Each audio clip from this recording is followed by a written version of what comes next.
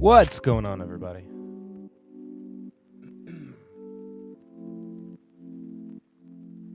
Happy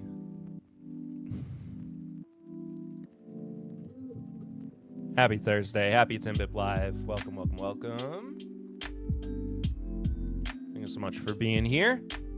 Perry, I'm the host of This Is My Bourbon Podcast.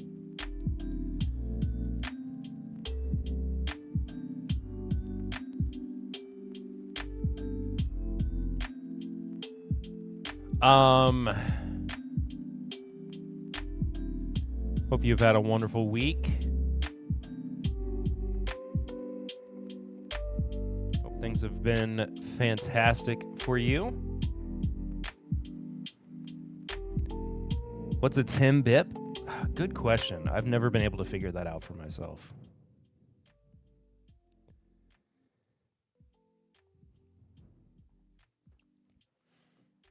Find out, hopefully in the next couple of days from a disability. Well, I do hope it's good news for you. Shy guy.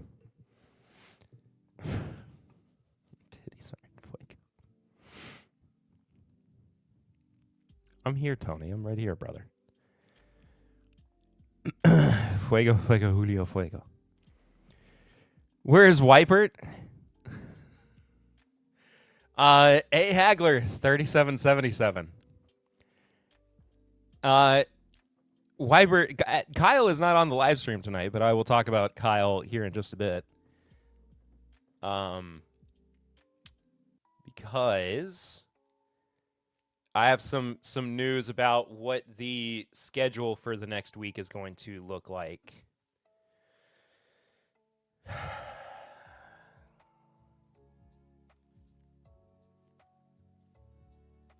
Because it is going to be it's going to look a little different.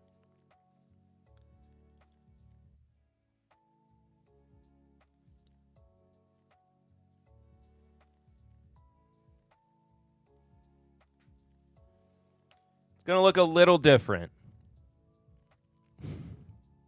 Here's Kyle.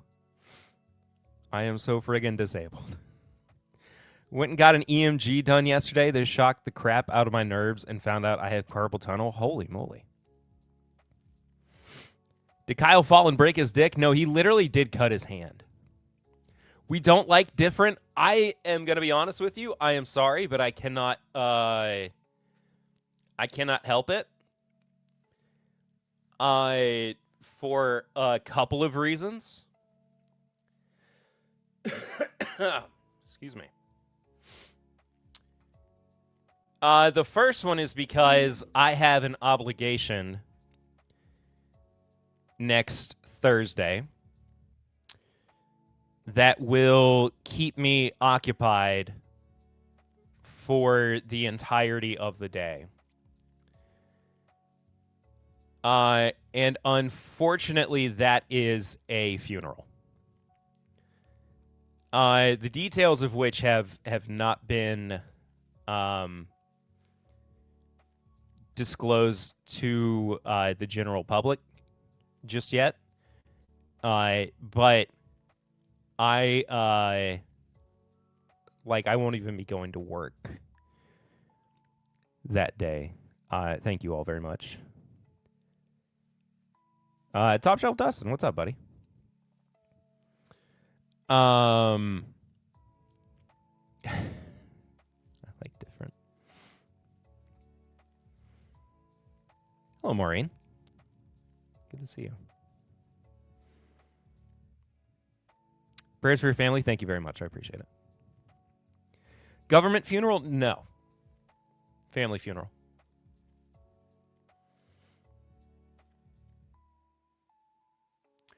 Also, I apologize. I got back to my computer and all of my Chrome just crashed on me.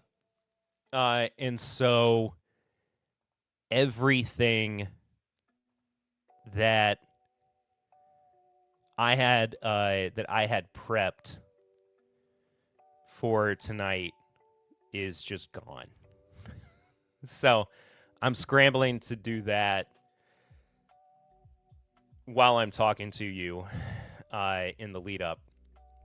But I will be off next Thursday. It is likely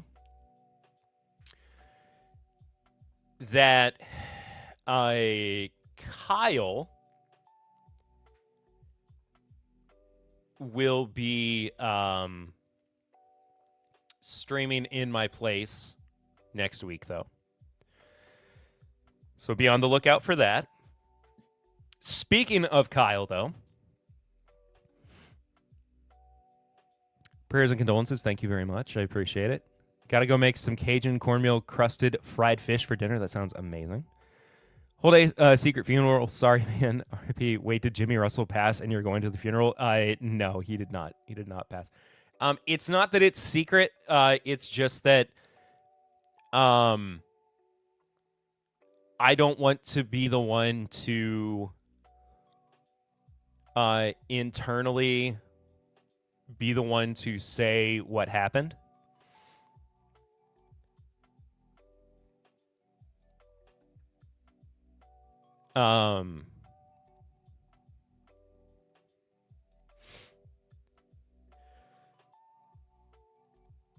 Like there hasn't been an announcement from the family or anything.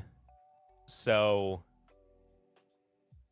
my obligation as a member of the family is that I will be a part of everything that will be taking place throughout the day. So I just will not have time to stream, unfortunately.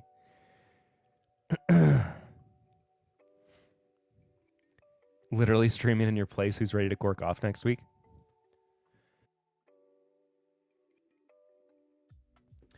But speaking of Chad and Kyle, they will be taking care of next week's episode of the podcast as well, because I just do not have it in me to record at the moment. The first corker offer. I am exhausted. He decided to drink the worst scotch he could find in honor. We'll talk about the selections for the evening in a little bit. Because I was curious about them more than anything. Oh, Shnikey, Chade, and Kyle. But yes, they will be in charge of next week's episode. I will be back the week after that.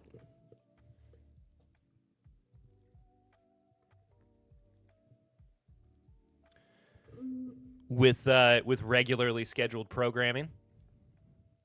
What was Britney Spears' bourbon of choice for her DUI? I imagine it was Kentucky Tavern. If I'm being honest. Is that better? No, I'm gonna bring it back to 105. There we go. And I will not. You think it was Smoke Wagon?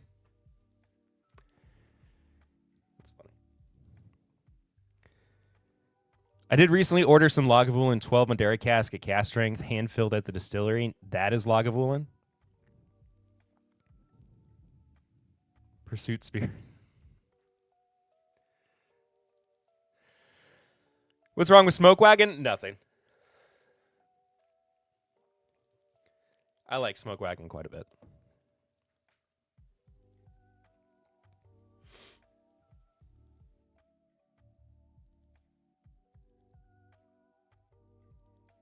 Yeah, I don't know if you saw, but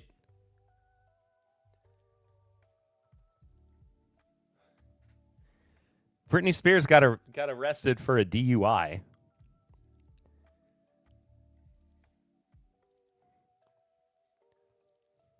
Arrested on suspicion of driving under the influence of alcohol and drugs. This is from the Associated Press.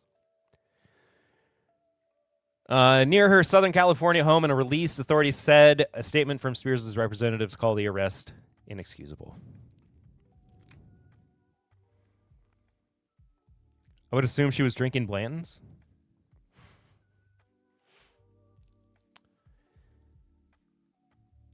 Yeah, you hate to see it.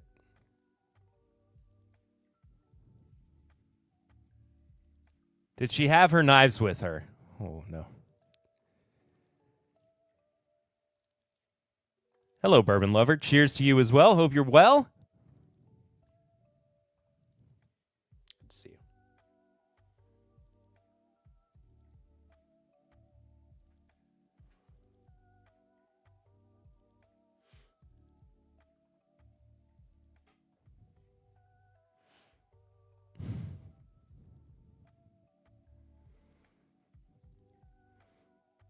Butt chugging Blanton's.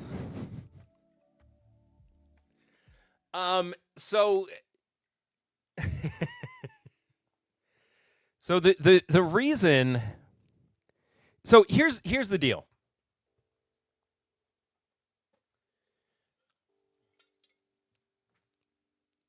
The reason that I did these specific whiskeys, you saw the it's a flavor Blanton's is going for. If you saw the title, you saw the thumbnail, you know that the reason that I chose these for tonight is because they are either aged in, or as Johnnie Walker puts it, matured in bourbon casks.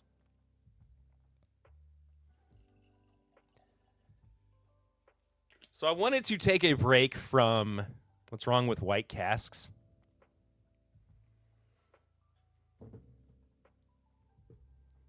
Kyle, what are you asking here? What is this question? What am I supposed to say to this? And I just wanted to look at the bottle.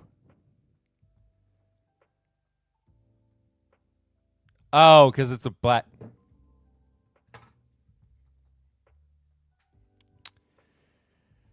Good night, everybody.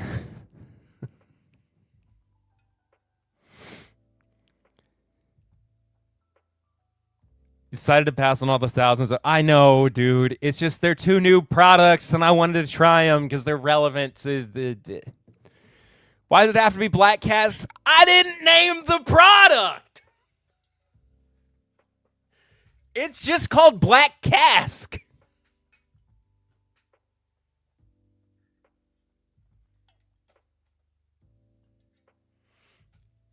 Y'all are going to make me cork off.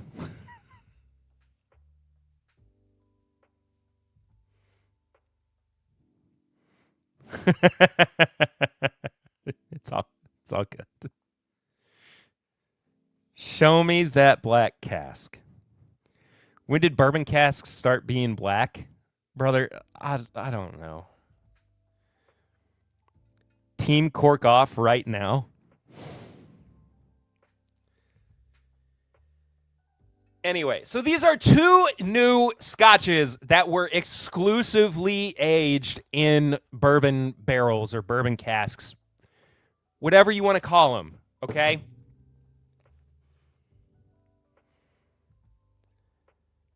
Is there even a cork with a Johnnie Walker? No, it's a screw cap. It's non-age stated.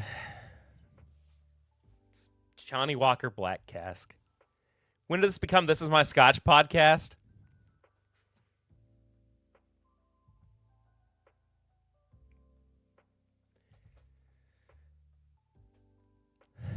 Hello, Don Nishida. I did not. Well, I guess I did say Scotch. Nobody's happy with the scotches that I chose either. But I wanted to go ahead and pour this. I am also drinking bourbon tonight.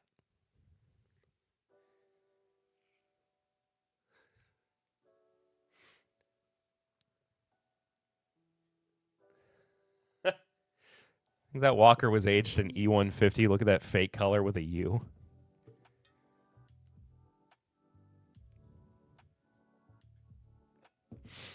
Corking off is not too discriminate. However, you have to get off is. However, you get off. Wait a minute. However, you have to get off is your business.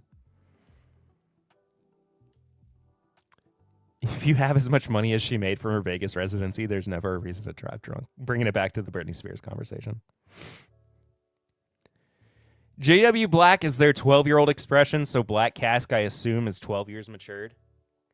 All right, let's try to find some information here. Would you look at... Nope, that's Black Label.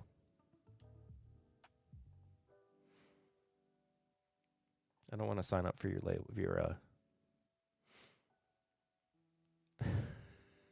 Black Cask isn't even... Okay, there's icons. Okay, Black Cask.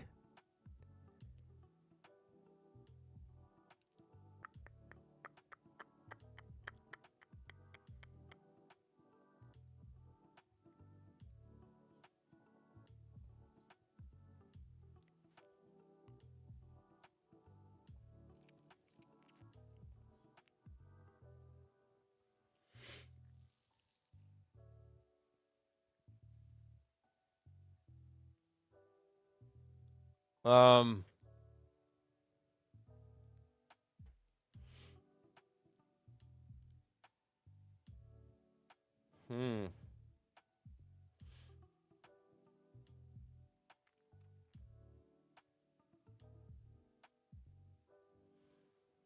Wait, is this actually a peated Scotch?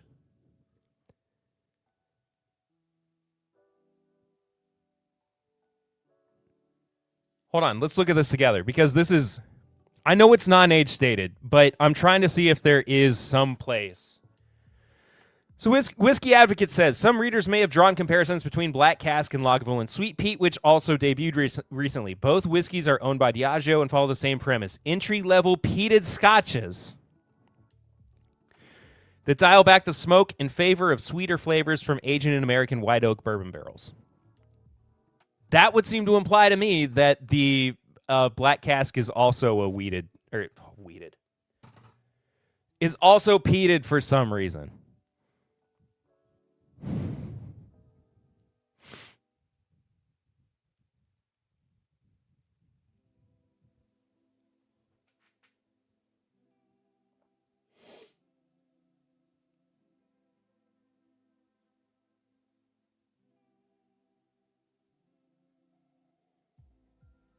What do you say we drink some whiskey? We will get there. Oh my God.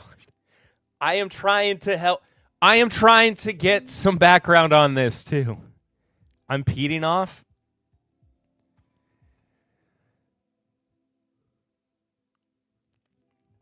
It contains peated whiskey? Okay. Weeded Scotch. Peatin' for some reason. All right. You know what? We're just gonna take a drink. Why not?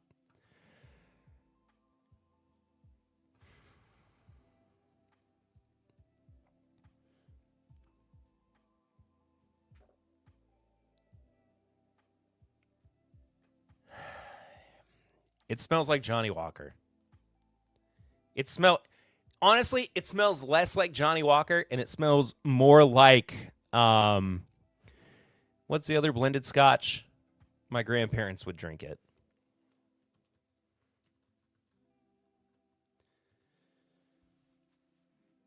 Dewar's. It smells more like Dewar's.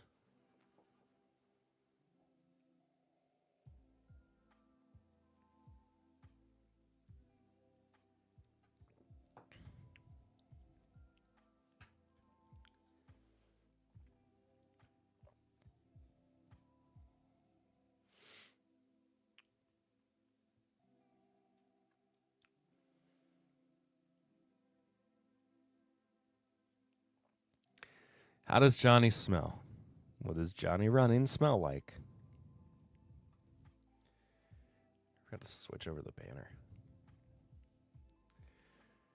Also, if you want to support the show, you can head to the Stream Elements link in the description below. Or if you're on Twitch,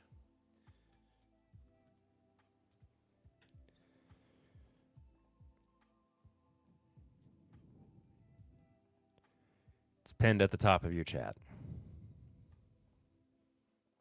It's called Snuffy Chats. It's named after Snuffleupagus back here. He's the patron saint. Timbip Live. I believe you believe. We all believe. There we go. Oh, and if you do that through the Stream Elements link, your message will pop up here. So, Louise, thank you for the 3 months of subscribing on Twitch. Got to roll. Real talk, Perry. Keep up the great work and solid snag on our boy Wiper. Cheers, fam. Cheers to you, A. Hagler. Appreciate you.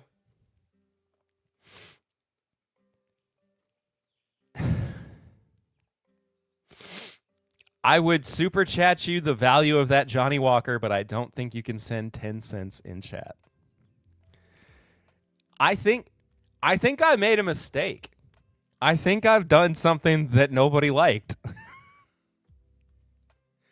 I think nobody's happy with my choices this evening.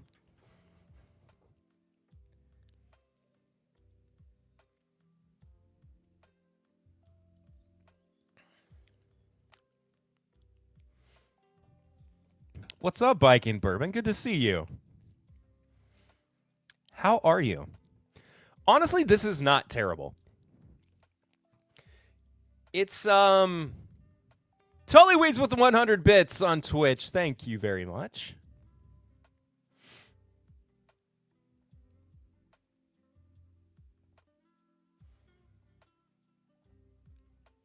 I need to get alerts set up for this stuff.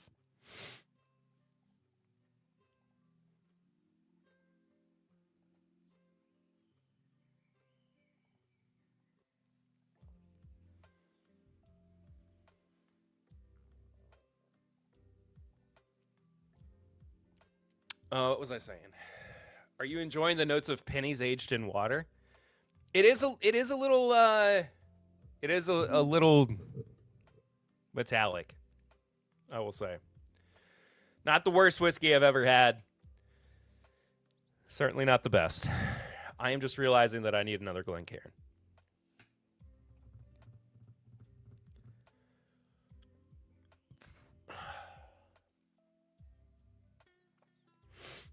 I need another Glen.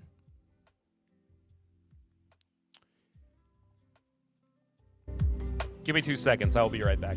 I've got to get another Glencairn for this stream.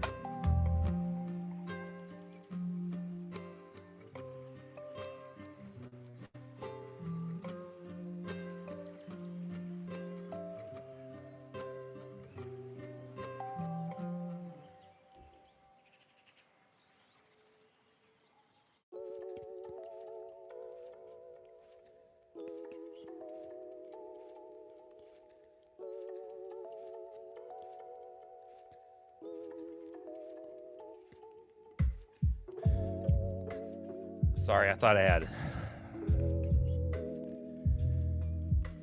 the correct amount. And I definitely did not. So here we are. We're back. We are 30 minutes into the stream, and I haven't even gotten to the news yet. But I'm not committed to the news this week. If we just want to do a whiskey stream, I am fine with that. I'll let chat decide. Do we want to do I come in and you leave, still hit the like? I had to go get another Glencairn. Emily, I had to get another Glen.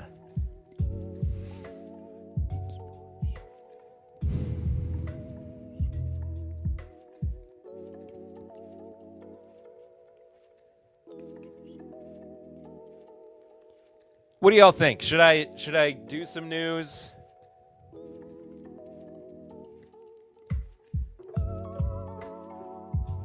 So what's Old Rick? Old Rick.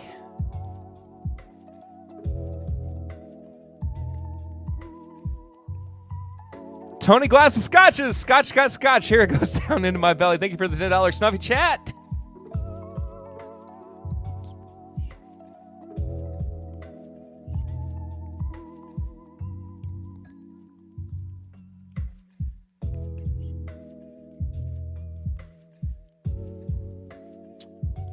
Old Rick is one of the brands from I want release info.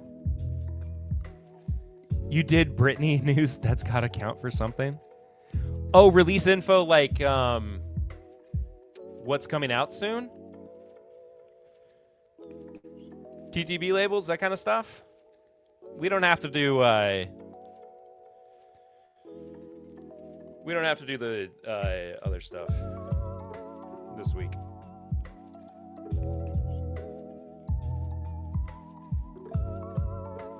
But anyway, Old Rick falls under the Cox's Creek Distilling Company brand, which also is part of the group of folks who make Good Times. But they don't really do anything with their aside from like some secondary barrel finishing. That's basically just, aging it in another whiskey barrel. I gotta turn this music down. Sorry. Hush your mouth.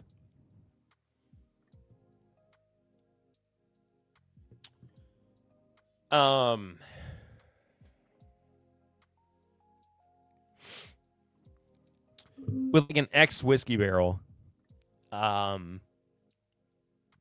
they don't do it like they do with Good Times, where it's about, I don't even know what Old Zach is. $500 a bottle. Lord have mercy. That's crazy. But it's a lot of just like excuse me. Kentucky and Indiana bourbon blends. There's some Indiana single barrels, which is what I've got that I'll talk about here in a little bit as well. But we'll figure it out. We'll talk about it here in just a bit. Heard today Bill Clinton has only sent 2 emails. Now that might sound crazy, but he hasn't driven on a public road in 30 years too.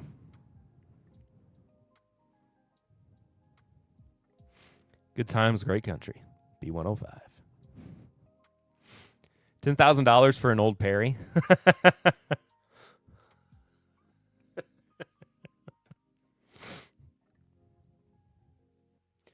Okay, let's before we actually let's go ahead and check out the Lagavulin. And then we'll start getting into the news.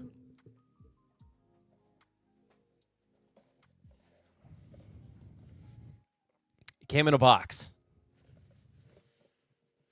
It's the Sweet Peat. It's 11 years old. Yeah.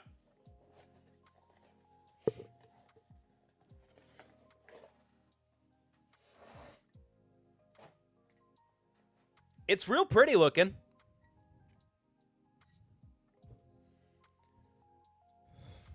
Chad, I can't say that. I can't say that out loud. Those are words I'm not going to repeat, brother. Oh, I never did mention the Johnnie Walker was 86 proof, right?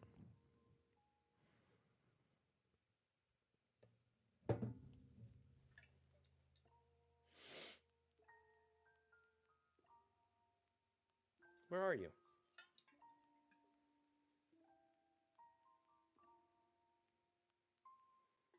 Hello? Yeah, 86 proof.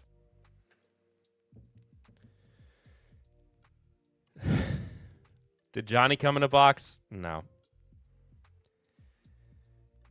Bipped him. Hello, Bourbon.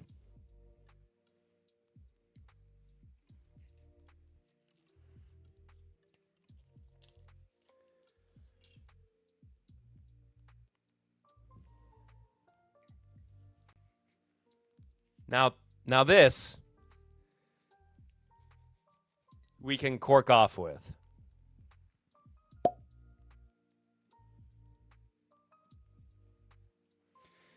Did Johnnie clean it up then?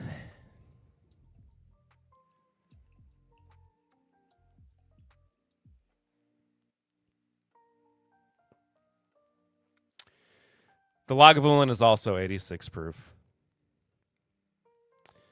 Again, Sweet Peat. Aged in, shut up. Aged in bourbon casks. I really like the Lagavulin presentation. I just think it's a really nice bottle. Rate it? Rate the Lagavulin?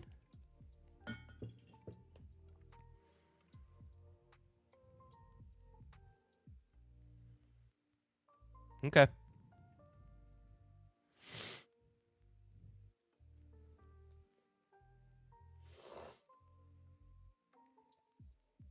Oh, the corking off? Rate your corking off? It was like a 10 out of... Oh, wait. The cork itself? I'm so confused.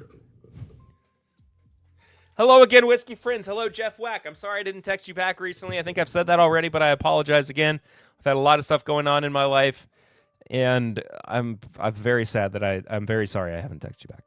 Lagavulin makes so little whiskey. The fact they're just wasting barrels on an 11-year 43% whiskey is so sad.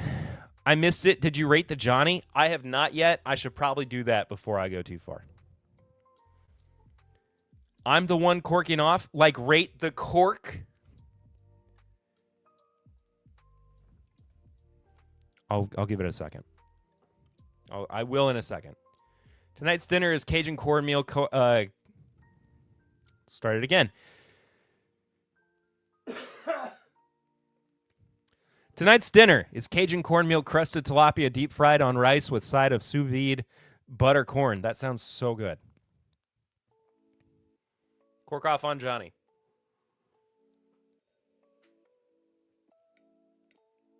Nose is a 2. There's not a whole lot.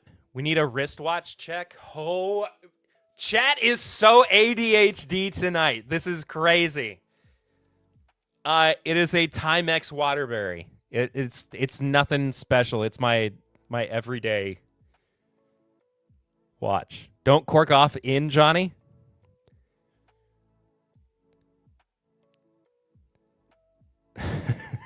Squirrel. This stream is crazy. Hit the like button if you haven't done so already. Subscribe too if you haven't. Pretty nice looking Timex. I like it a lot. I mean, it's my daily watch. It dresses up really nice. I just got this band and I need to get another new one, which is not that big of a deal because the band itself has these new... I mean, I've never seen this. I don't know if it's new technology or not. But it just, like, slides out instead of needing, like, a super thin tool.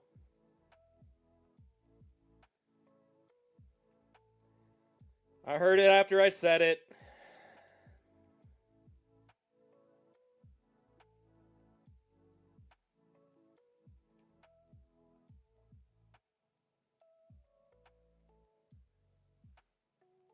Yeah.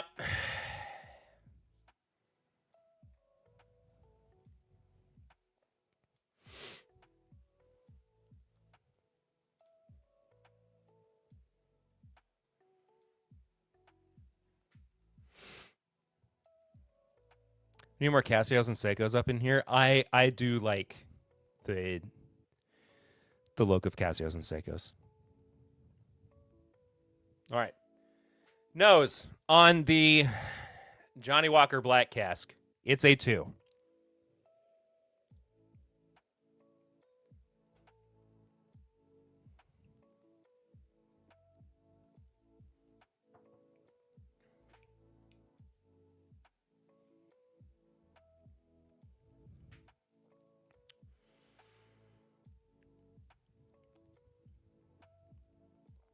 Honestly, the palate is not bad.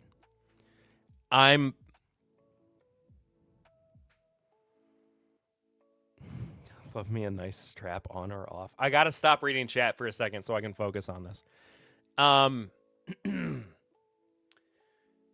The palate is not bad. I think for 86 proof, it does hold up quite a bit.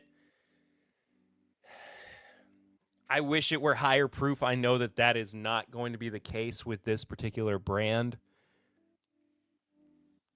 I mean, this is definitely not for me. But I don't dislike what is going on with it. It just needs to be more. I'm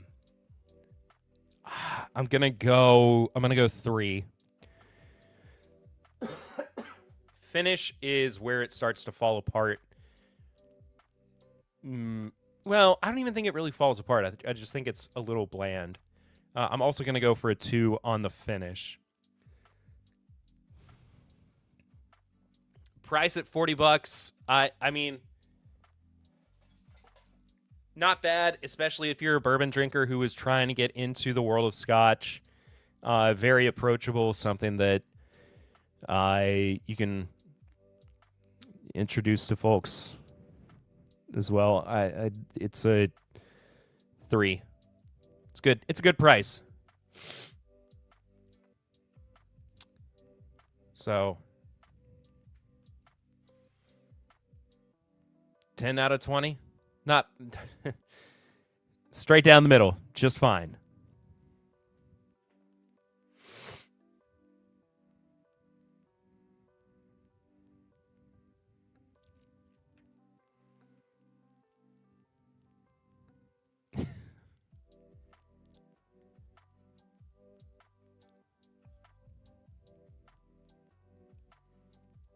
Please don't get into Scotch with Johnnie Walker if you're already into real whiskey. I mean, you're right, but I'm just making the point that... Never mind.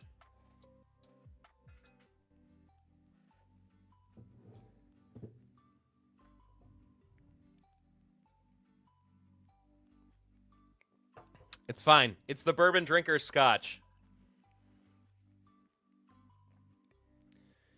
The Lagavulin, though. Let's take a drink of water.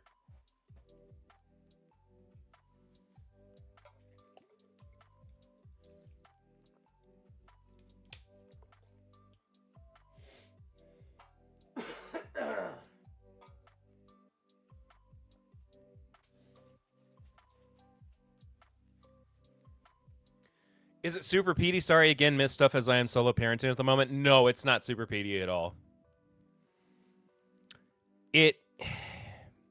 Honestly, it drinks more like... It drinks more like a...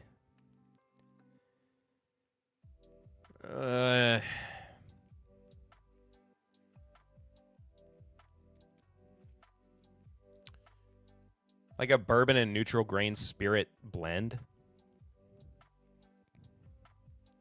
Scotch for the guys who wear 2 polos with both collars popped at 45, drink Blanton's, and remember those college days where they'd roofie themselves as a joke. There's nothing wrong with Johnnie Walker. Blended Scotch can also be good whiskey. I mean, again, I like it. I don't think it's terrible. But I also don't fit this particular profile. Light whiskey-ish? In a way. It does kind of lean grain heavy. But I don't dislike a grain forward profile. I think it functions well as long as it does balance itself out with enough oak characteristics. I think the biggest downfall of it is the fact that it is not higher proof than it is. I think it could elevate itself if it were above 90 proof. So.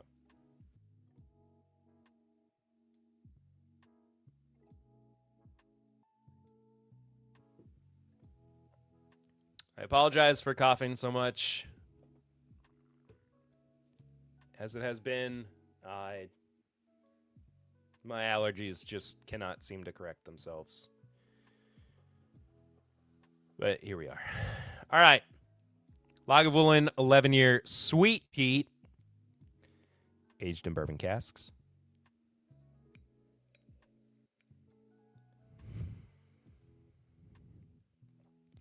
It's peated whiskey. It's peated Scotch for sure. It's bright. Johnnie Black was my first whiskey. Haven't had in like a decade. Try the black casks. Or black cask. Whatever. That's one Peaty boy. Peaty boy. Come on, Peaty boy.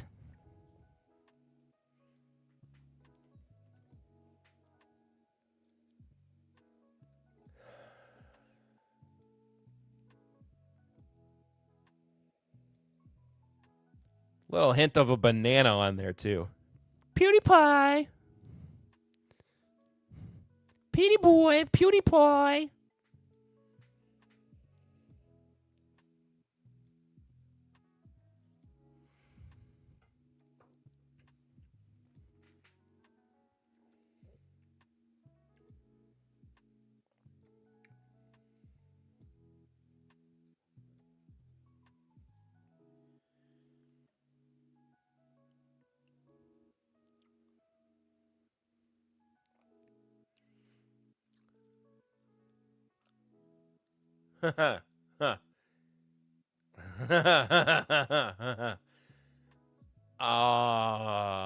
Hello.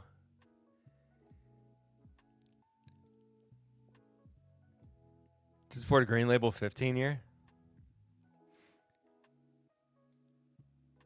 Remember PewDiePie's old Amnesia videos and that one flash game with biking? A little bit. That's cheating. Green is actually decent stuff.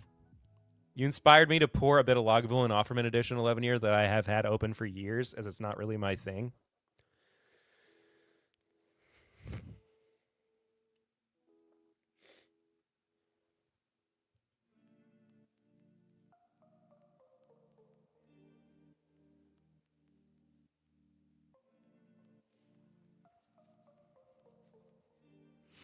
It's a bit better than I remember.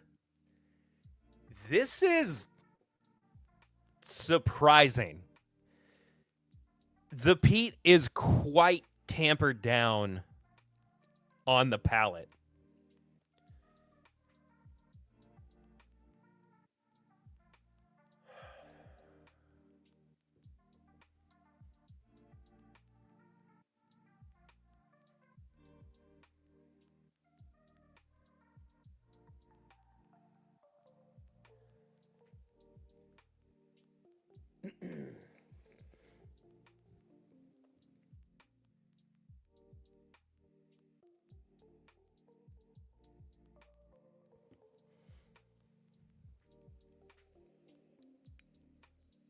It's so funny because it feels like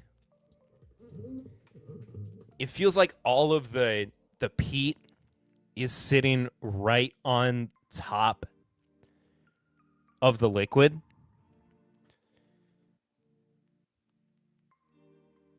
Because once you get into son of a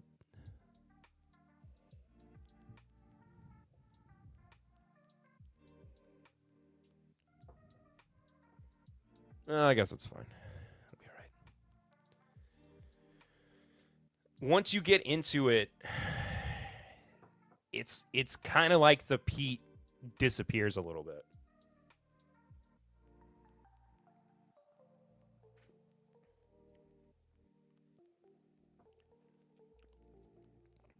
It's right up front.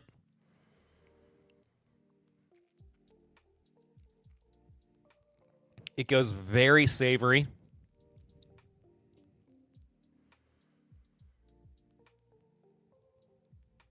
It goes towards a like a steak rub. The peat comes back just a little bit towards the mid-back palate. And then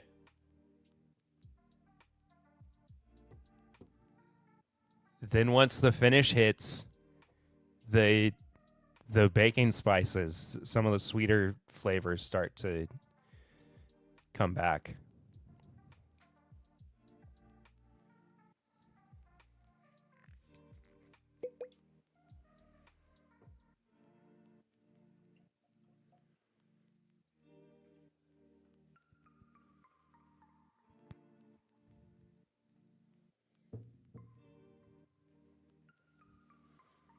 Hello, Sugar Kitty.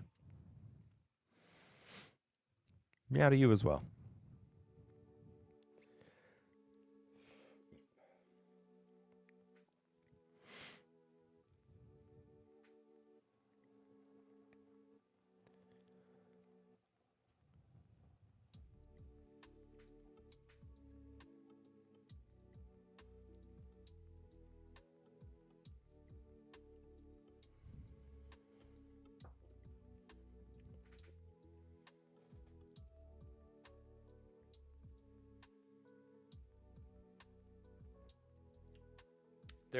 There's a big fruit note midway through the palate that is kind of like the glue that's holding a lot of this together. Like as things are transitioning,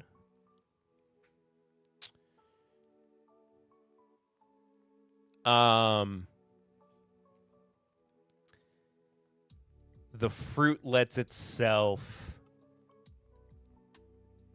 It helps you carry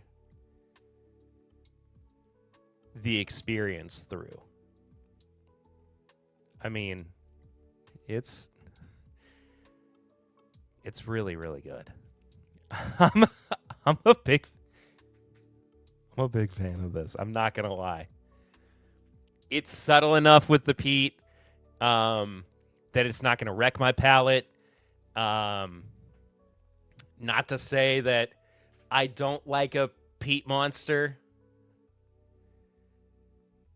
but this is just nice. This is very enjoyable. So, glue in the whiskey is not a good thing, just saying. I mean, you're not wrong.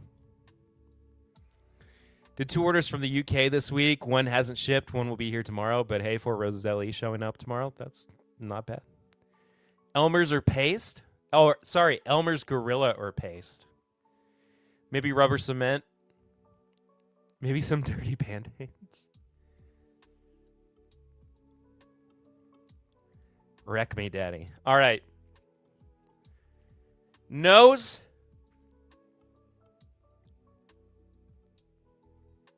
$3.5. Palate is a 4.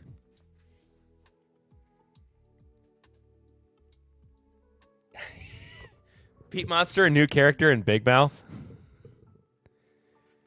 Why do I have to order my 4 roses from the UK? Gotta love distribution.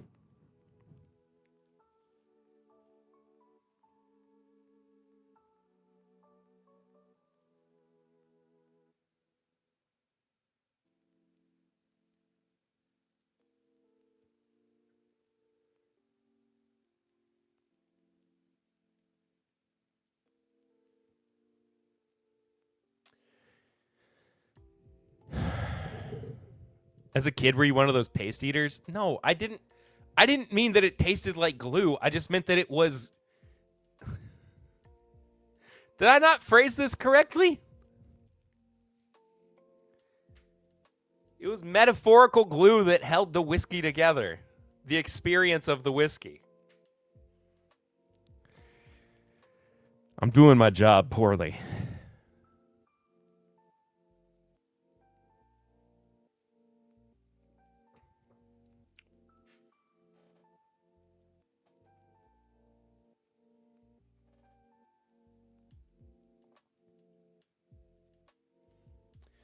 Little glue notes can happen in whiskey. There are worse notes. Did you eat paint chips as a kid?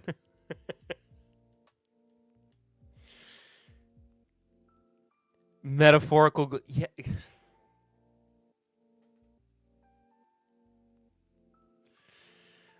Is tonight the full moon? Do I have this to look forward to with my kids when they get home later?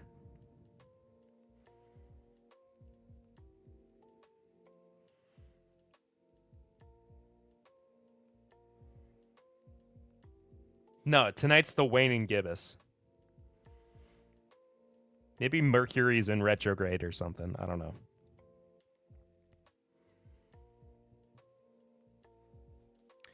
Are you getting metaphorical caramel and molasses?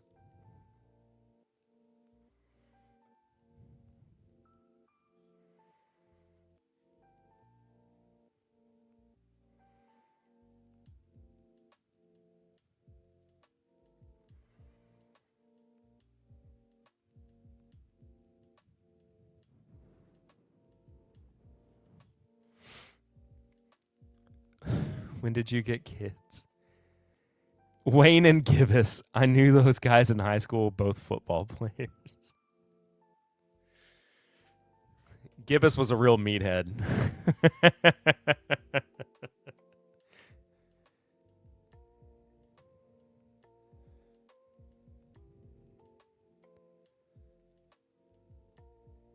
Is Perry a Jim Lasaza vegetarian? I hear they struggle with non-full moons. Meathead, yep, that's the guy.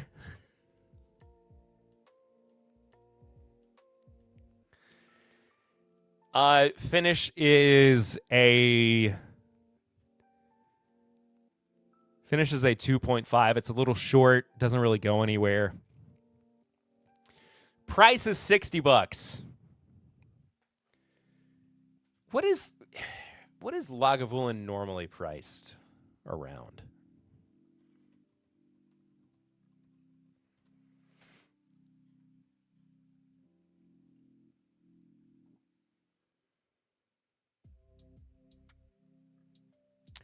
$70 for the 16-year. Oh, $2,400 for the 26-year Lion's Jewel special release. Okay.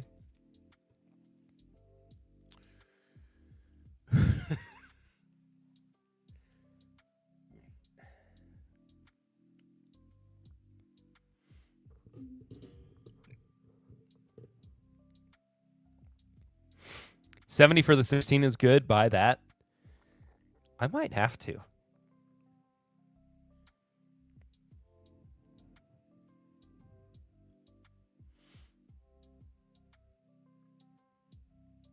Got dumb expensive for a minute here.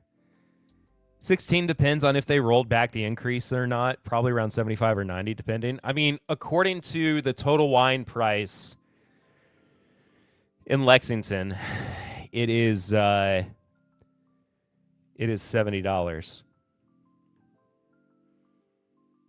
And there's a premium, the Fireside Tales, that is $190. But kind of think it might get the 16-year for $70. That's not a bad price. I like that. But $60 for the Sweet Peat 11-year. I like it. I like it. Feels like a 4. To go over and grab another log 16 for that. Or a lag. Lagavulin. Did I spell?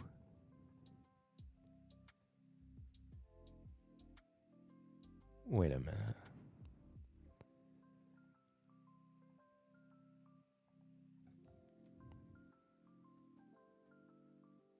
No, I spelled it right.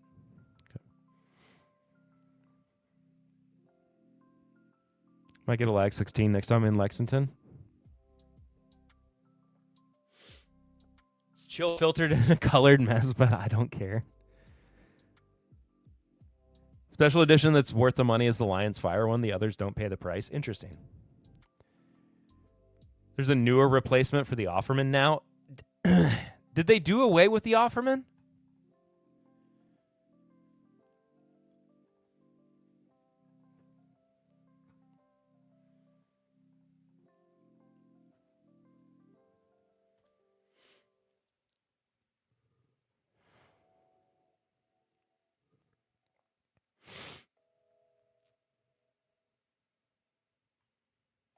No, I don't want to do that. Completely done. The new one is this 11-year. Oh, okay. Oh, so the sweet peat that I'm drinking right now is the replacement for the Offerman. And the rum was the last one. That's so interesting.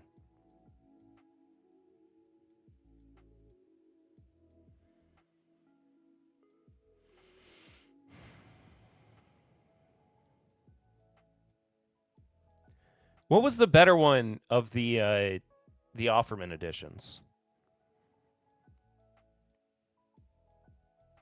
Why would you go with the 11 if you just get 16? Because the 11 is finished in bourbon or aged in bourbon casks. And I was doing the Johnnie Walker, which is also aged in bourbon casks. There's a theme. See? I did a theme tonight. Off her, man. My booty's puckering. I assume Nick pulled out of their marketing deal. He must have been done. I mean, it could have been a Diageo thing, too. Love the rum cask. Off Herman is something completely different. I like to tell Perry I'm watching on both streams to say I'm supporting him. In reality, it's to say the most unhinged stuff on Twitch. Yeah. Didn't Offerman buy into Log? I think he did. In my opinion, it was the original or the Char. Best Offerman is the Guinness finished.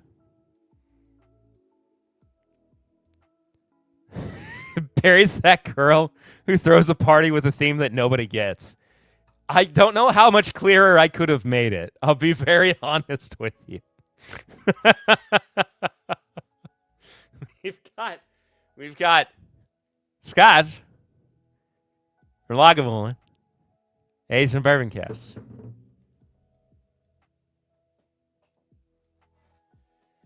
We got Johnnie Walker, Scotch, aged in bourbon casks.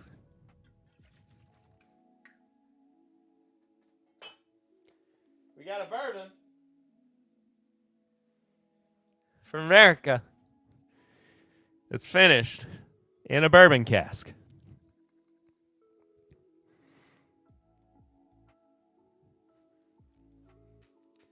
That's exactly what that girl would say.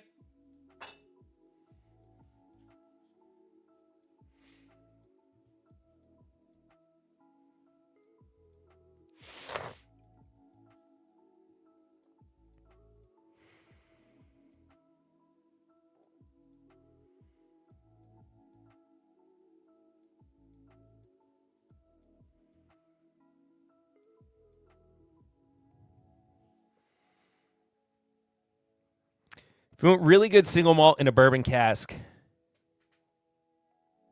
Glencadam 10. Again, I want to reiterate, the reason I did these two tonight is because they're new. He's in Kentucky. These just came out. They're brand new product.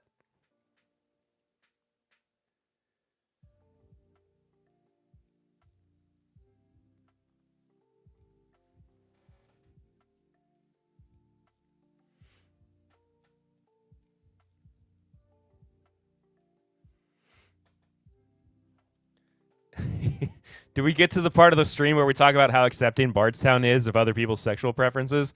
You mean how their CEO was just throwing around homosexual slurs?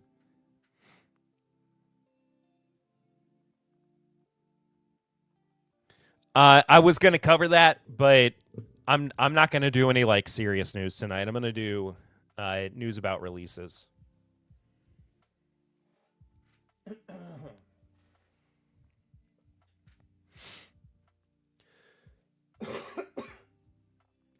Maybe in a couple weeks when I'm back, I'll do some more of the serious stuff. But tonight, I'm not really feeling that kind of stuff,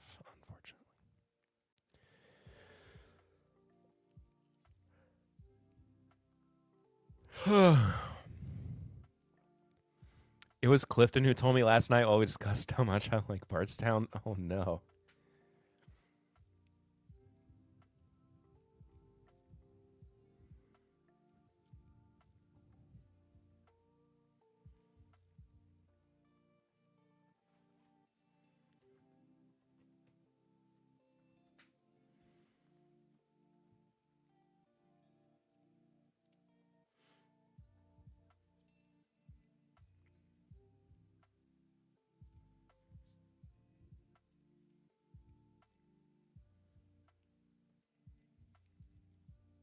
Yeah, that Glencadam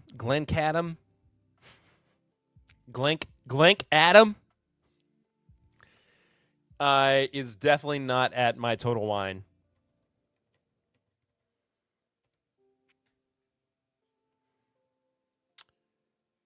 I don't know if it's at Liquor Barn either. I'm not going to spend all my stream searching for stuff. New Earth and Still Austin are still awesome, and I like their stuff. Is Bardstown CEO accepting of straight men or not? I can't tell from these jokes. Let's I'll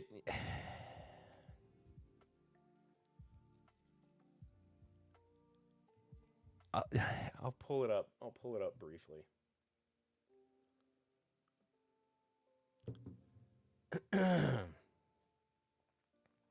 Hold on.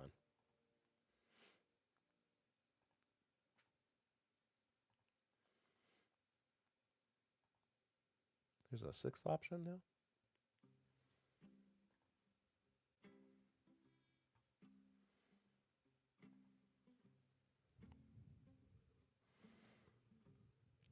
Zero chance it's at Liquor Barn. I mean, okay.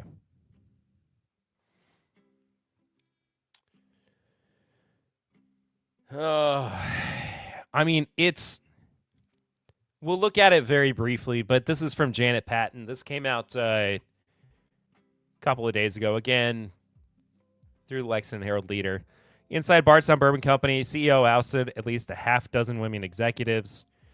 At least 6 women executives were fired or driven to quit between fall 2021 and fall 2024, according to the lawsuit filed February 13th in Nelson County by Sylvia Sanders.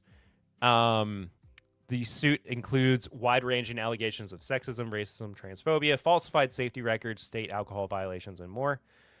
Sanders served as Bardstown Bourbon Company's vice president of human resources for 4.5 years, from November 2019 to May 2024, when she was abruptly fired and stripped of an equity stake after taking her concerns to Mark Irwin, who was CEO and president of BB Co., before being elevated in 2025 to CEO of Lofted Spirits, the umbrella company over Bardstown Bourbon Company and Green River Distilling.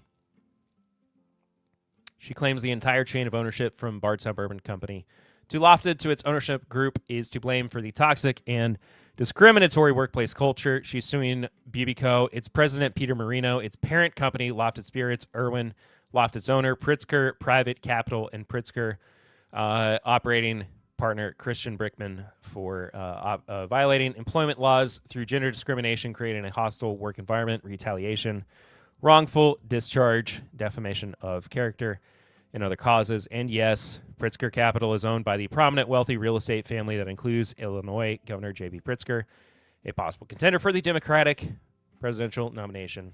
Governor Pritzker is not actively involved in the company. My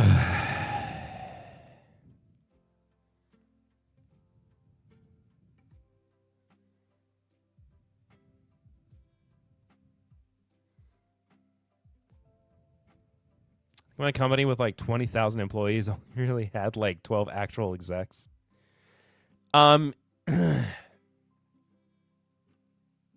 Further into the actual accusations, former Bardstown Bourbon Company employee says boss used gay slurs and bullied women. One of at least 4 women who filed complaints about their treatment at Bardstown Bourbon Company told the Herald Leader her boss used gay slurs and bullied a younger woman to drink at a company event. Samantha Montgomery filed a complaint to the board of directors in September 21, alleging improper conduct by her boss, Herb Henneman, then head of marketing. In an interview with the Herald Leader, Montgomery said she felt Henneman had faced no real consequences. I stuck it out for another year, but I felt set up to fail, Montgomery said after her complaint Henneman would forget to invite her to the national sales meeting or do other things to make me look unprepared or not needed, she said.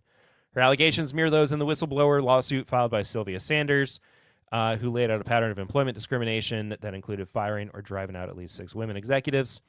According to Montgomery's September 12th, 2021 complaint obtained by the Herald Leader, she was working at the Nashville Cocktail Festival with Henneman and at least one other younger brand representative, also a woman. During the event, Henneman made comments about 2 men using derogatory slurs for gay people, Montgomery alleged in her complaint to the brand.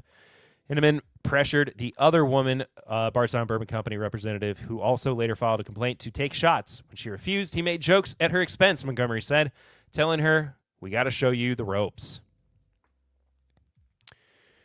Later at a bar, Montgomery said in her complaint, Henneman repeatedly confronted another customer, then said to Montgomery and the other Bardstown Bourbon Company employees, "I'm about to get into a fight with this big black guy."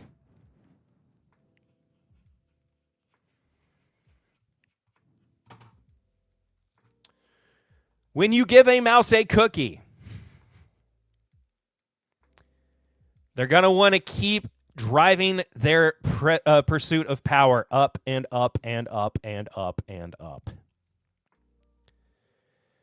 Look, honestly, the rest of this doesn't matter.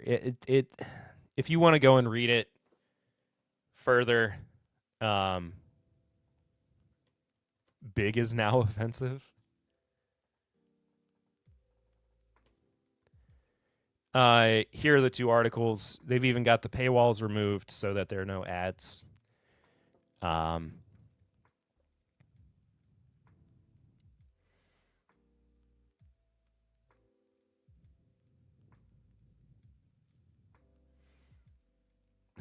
That's my governor.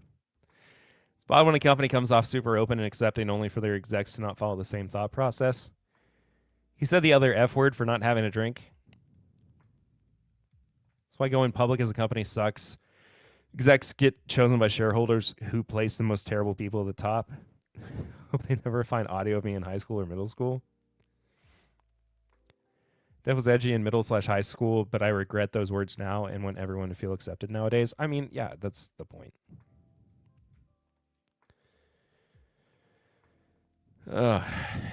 Anyway.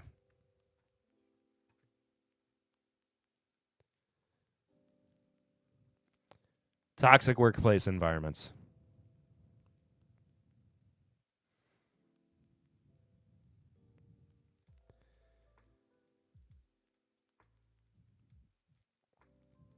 People saying the F word, I pretty much exclusively said it to straight people.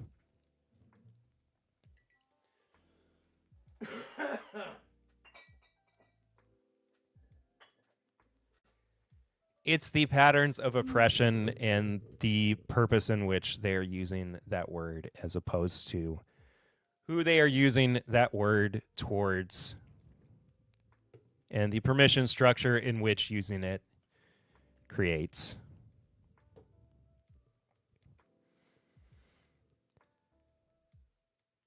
I'm good between this and the label change. I guess I'm done with BB Co. Feel that most people would avoid it in that actual way, but maybe I'm just too nice. I mean, it's easy to just not say stuff like that, I feel is the great takeaway, you know? If I found out I hurt someone's feelings for a dumb word that I can exclude from my vocabulary very easily, I do so. I mean, yes. That's what I'm getting at. You know? Anyway.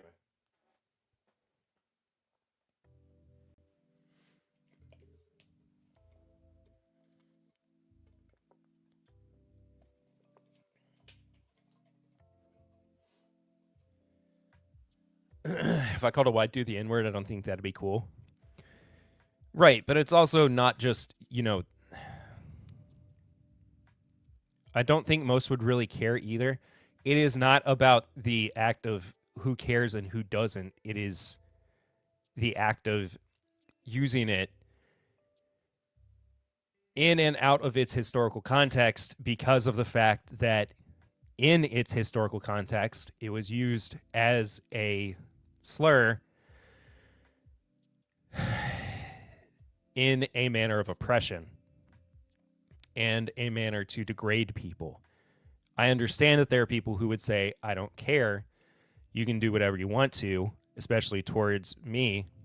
But when there are people who are saying that, and they are historically saying that this is something that is offensive, not just to myself, but to the group of people who have historically been oppressed in this country, that is where that conversation needs to take place. It's still eugenics when you know it's derogatory? Exactly. That is the point. Not whether or not your feelings are taken into account.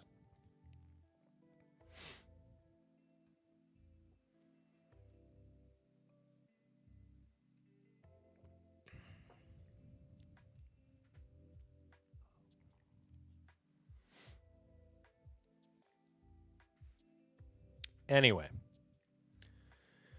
we said we were going to do fun news tonight, but I felt it was important that we covered that for at least a moment. So, here we are.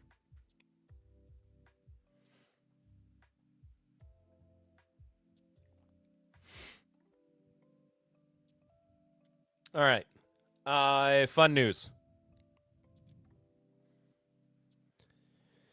Woodville Whiskey launches its new bottle design. Cork to completion.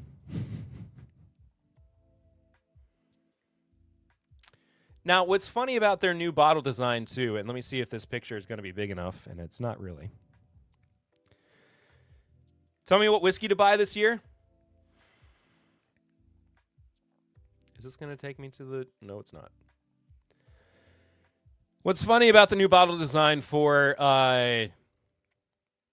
Woodinville is that it is ribbed. And it is cool looking. And also that Kyle, on a recent episode of the podcast, made a joke about, and it's very hard to see, but he made a joke about distilleries starting a new phrase called dual terroir. And sure enough, Woodinville put the phrase dual terroir on their new label. And that made us laugh a whole lot. So here you are. I mean, that's the only thing that's changing. It's just the way the bottle looks.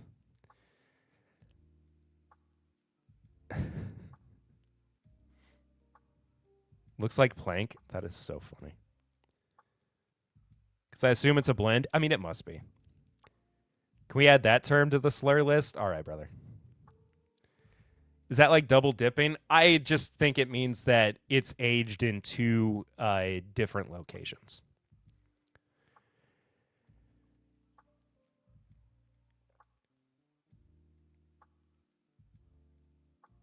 So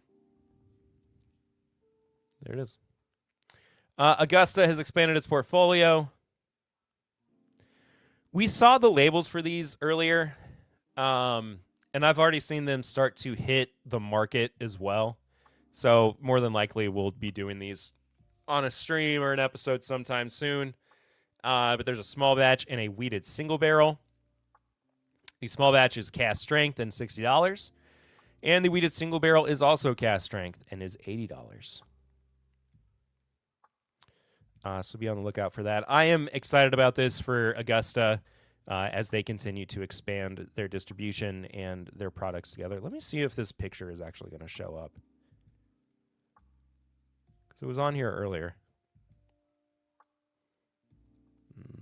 Nope. Like the prices, but I'm worried about the quality. Completely fair. Bardstown Collection is expanding to a biannual release.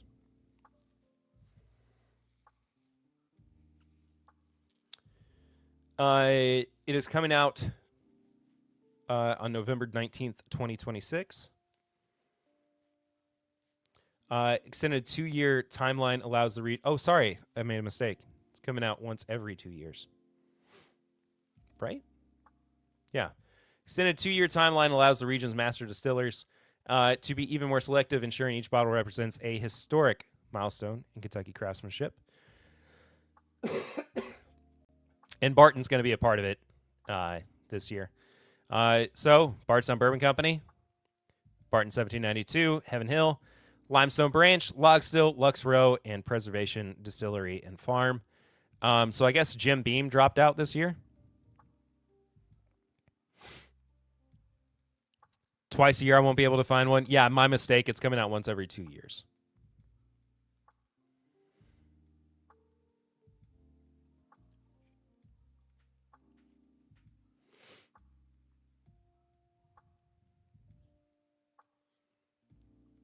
Why are these pictures not loading on Bourbon Lens? It's very frustrating.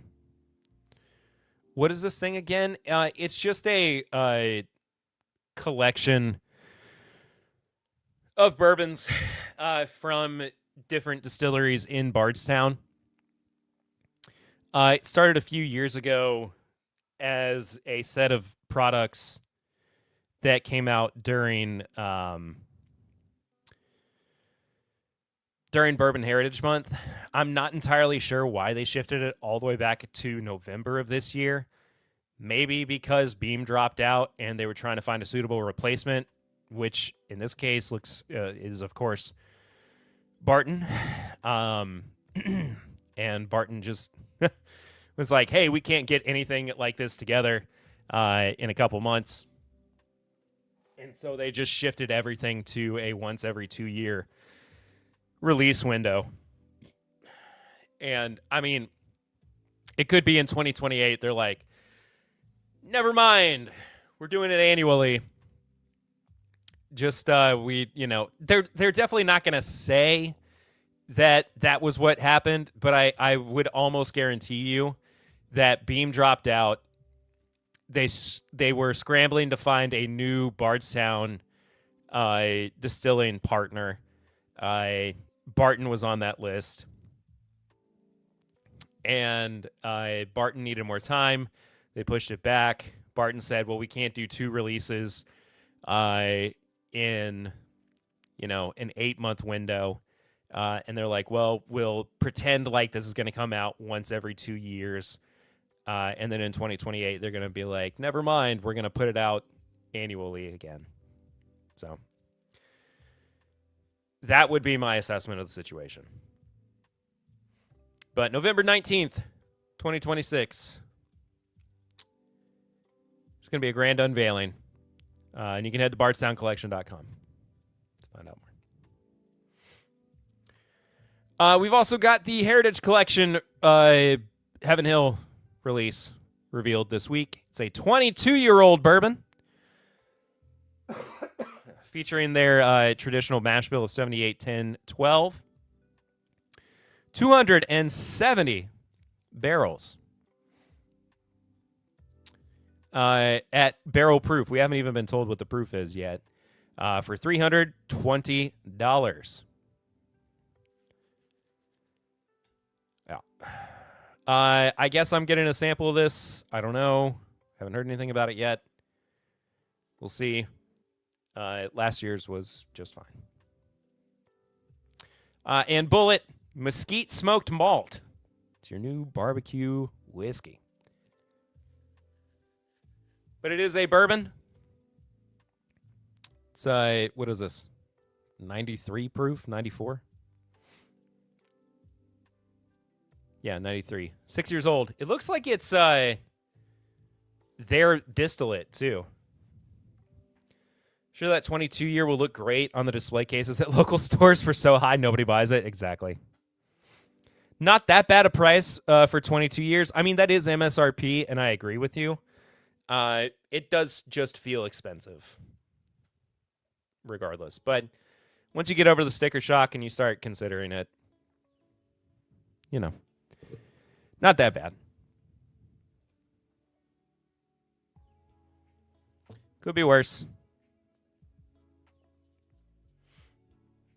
The expression is positioned as a bourbon designed to pair with barbecue, though it is intended to be enjoyed neat, over ice, or in cocktails. So, every daggum way possible. And then, finally, before we move on to TTB labels, we got this year's Derby bottle revealed. And that picture did not help at all. Who was the artist? Anna Murphy. Let's see if I can find a bigger picture.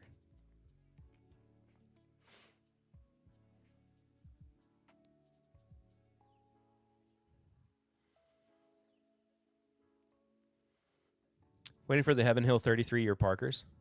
Could be raining. Hello, Papa Ritter.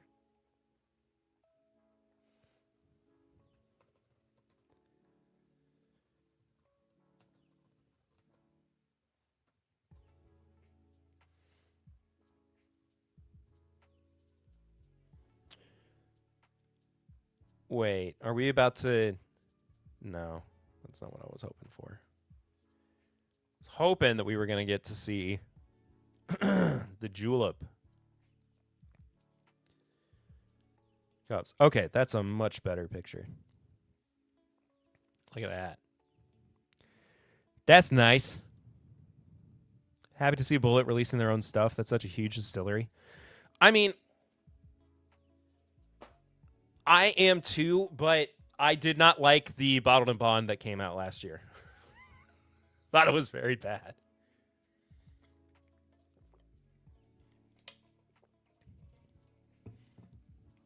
It was very, very bad bourbon.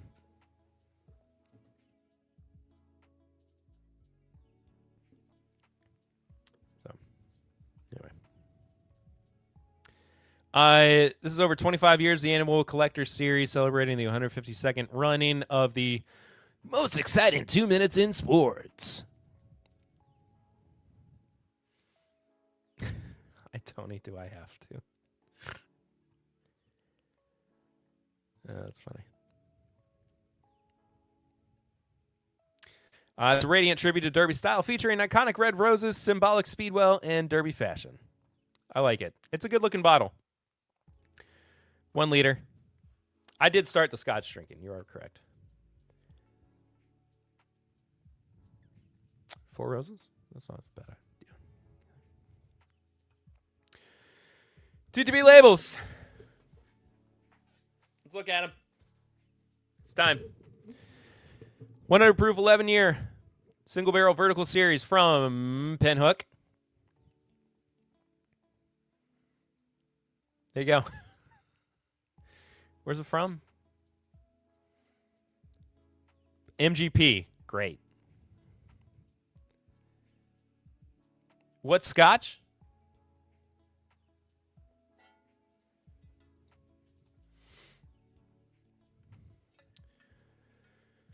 Started with Johnnie Walker Black Cask, which is aged in bourbon barrels.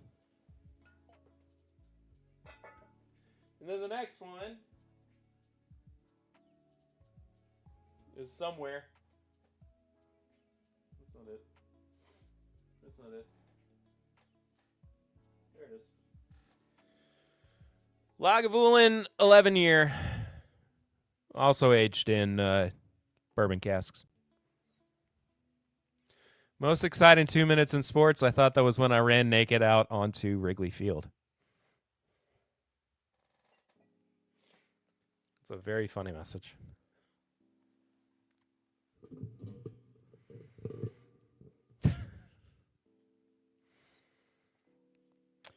Tumbling Dice Straight Rye Whiskey. Yay. 13 years old, 110 proof, maybe. Barrel proof. I don't know if it's going to be 110 proof. But 95.5, Indiana. That's my last name? Tumbling Dice?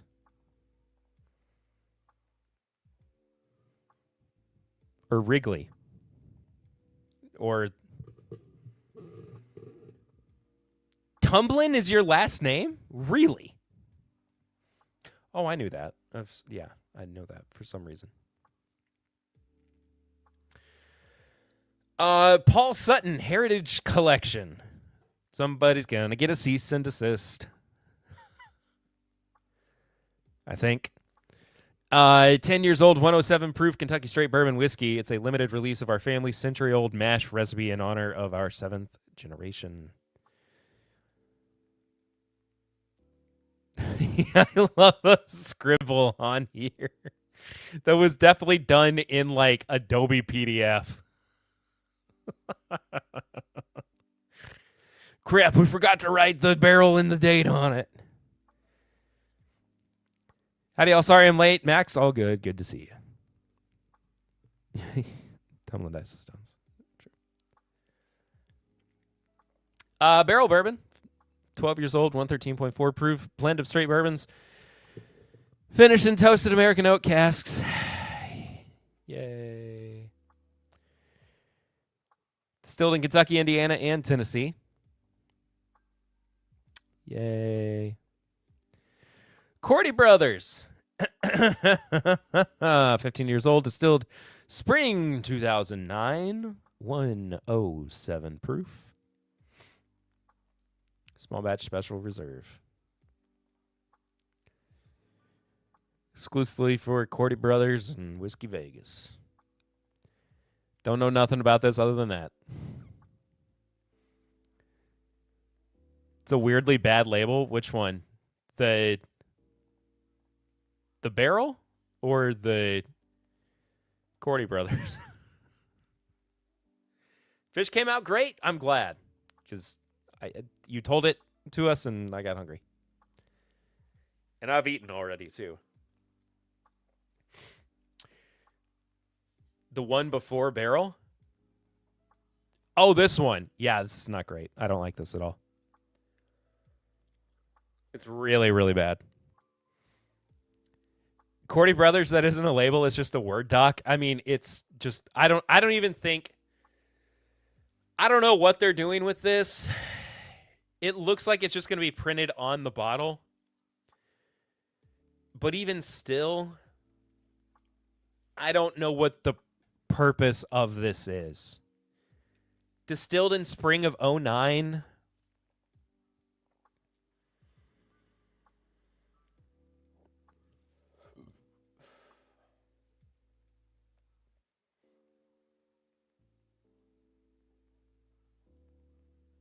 I don't know.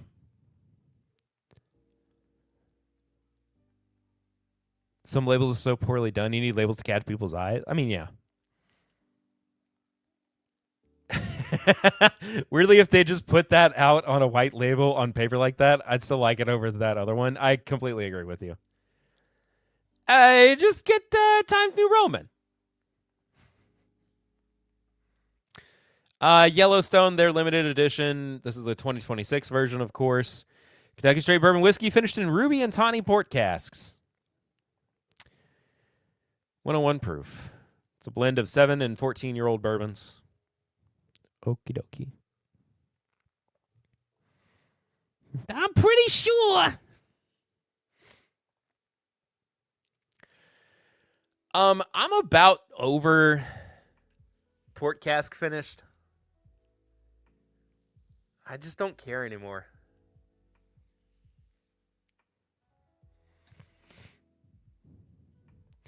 Anyone had this year's Yellowstone 10-year? I just keep assuming it's meh. I want to try that one that I covered last week that's in a decanter. Can't stand wine finishes. I don't mind wine finishes as long as they're done right.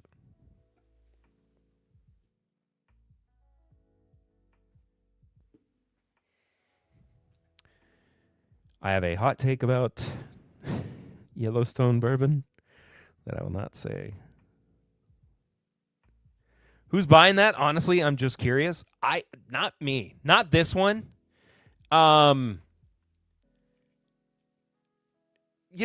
or 6 years ago, these Yellowstone limited releases were really good. And I feel like they've just been on the downtrend. If anyone finished bourbon like Fourgate, I'd buy more. If it weren't so expensive, I agree. I would agree with you. I mean, I agree with you just based on quality, but I think that Fourgate, as it stands, is so expensive.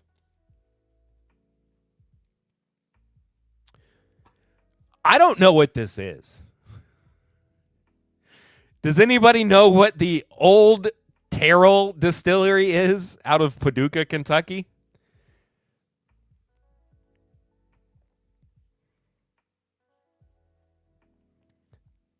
Ruby and Tawny Port, why do you tease me? Just one pour for me, thanks. That's fair. Fourgate is planning when they start making it again to be priced lower. Oh, okay. Well, that's nice. I love the song Happy. Like by never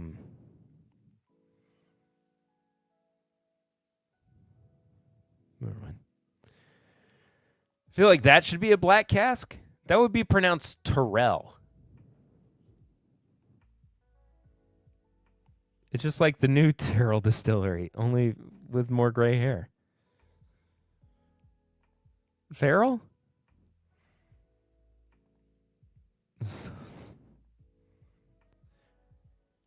I've never heard of old...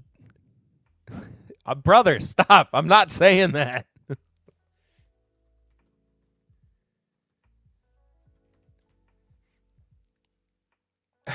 What? I am over 21. Explore the taste of tradition. Bold flavor of Old Terrell bourbon, a spirit born in 1835 and revived for today. Each pour reflects the resilience and craftsmanship of our heritage, made to be enjoyed in the moments you truly value. They have an 8-year bourbon?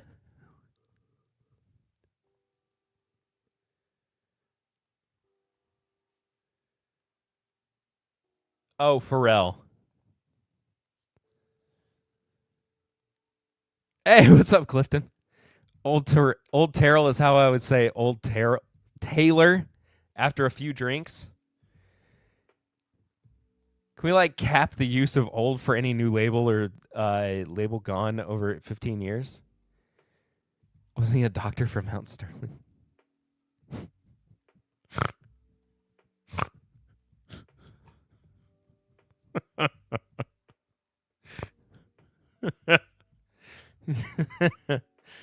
New Terrell is deep, hard, old Terrell. Rebarreled? Oh, okay. I'm sorry, none of you are old, okay, and your whiskey is new make. If it was a screw crap. If it was a screw cap, I'd be all over it. It looks like it has a cork. Almost proved my point. It was honestly a tongue twister seeing it written out like that. That's how I'm saying it right now.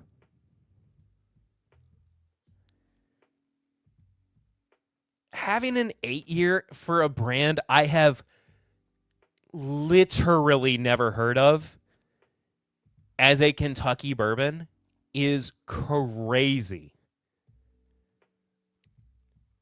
And this looks like... Oh, no, this is just a bourbon finished in a honey cask. What the...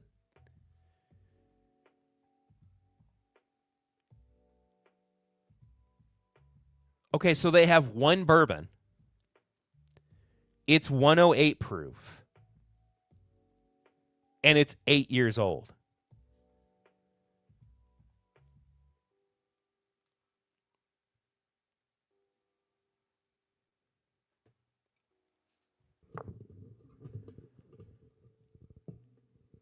It was DSP 34?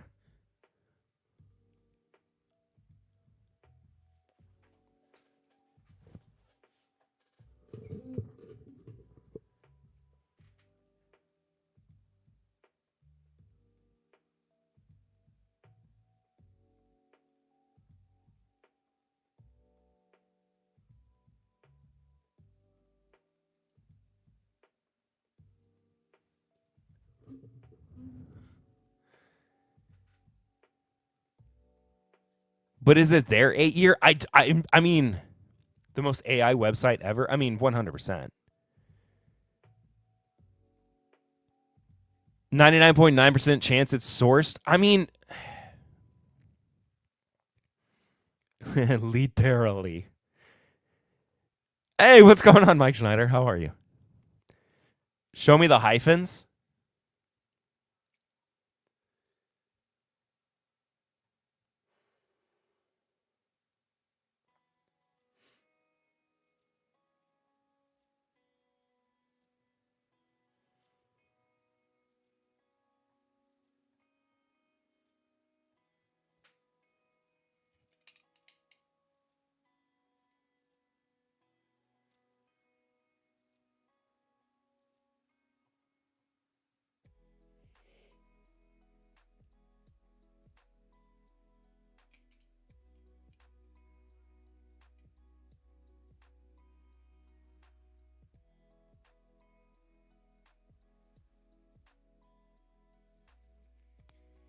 We found the M dash.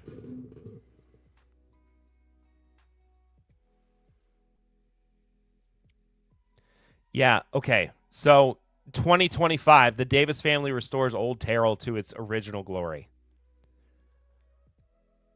So the 8-year is definitely sourced.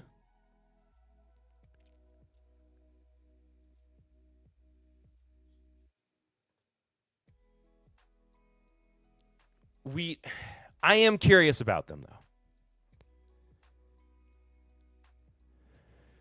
I think we need to find this. I would like to. Decided I liked it better over here.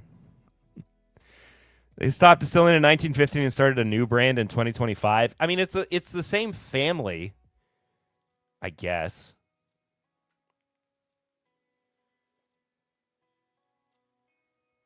Okay, it's at Justin's.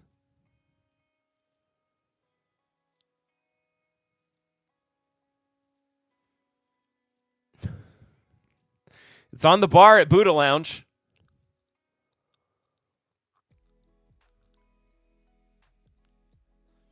Here's the thing. I know how full of caca this is going to be.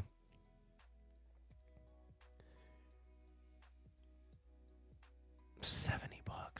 Honestly, $70, not bad for an 8-year-old sourced bourbon. Not terrible. Just like Uncle Nearest. What about the break room at Pepper? Head over to Justin, see if I can get a pour to try it. But is it real? My whole point, like what I was gonna say, is like I know that their story would be full of holes, but I do kind of want to get him on the podcast and talk to him. Like I'm curious, what other like coverage have they had? I need to see a back label.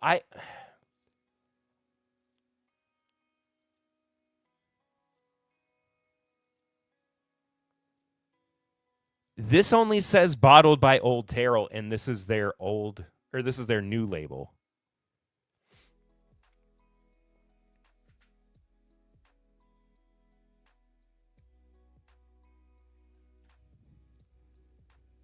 I'll take the blue shirt. Old Terrell Distillery is temporarily closed. What?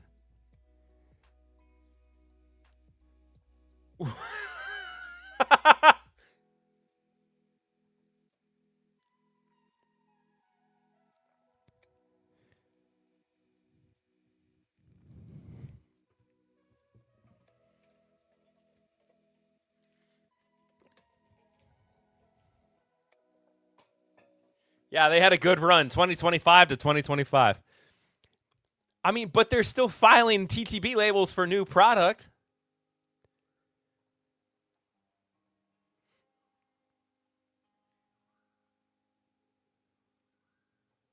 Hello?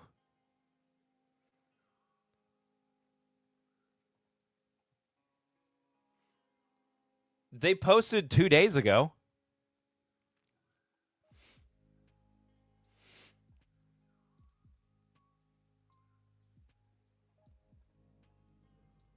I don't know, man. What a great mystery. Renovating their visitor center could be. It was a good few months.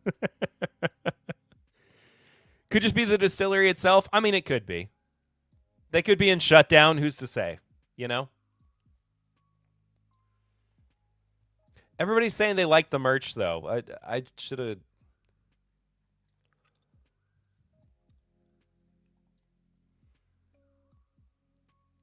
Honestly, the merch is pretty fire.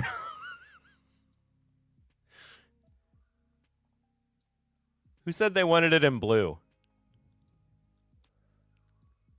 That picture is like 144p.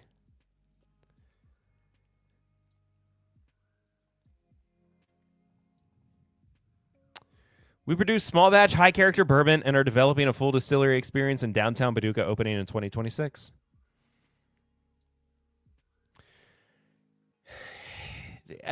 Dustin, you make a very excellent point. This is the dumb time to start a distillery unless they have deep pockets. Yeah. Merch is great if your name is Terrell.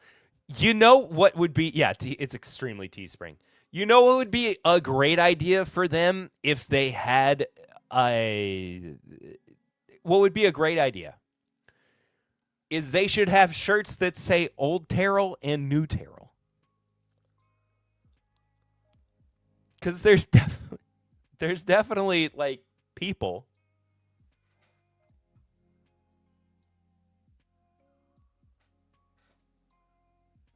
You know, there's a Terrell Jr. out there somewhere.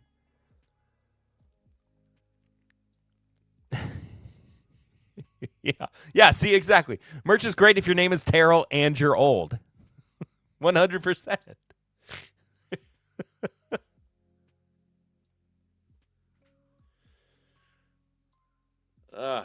I got stun locked on this so hard. But it's good to learn. It's good to learn. Now we all know. So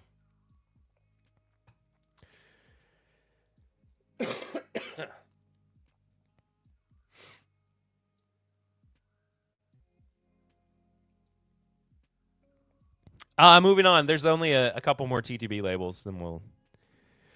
Old Doc Terrell would look.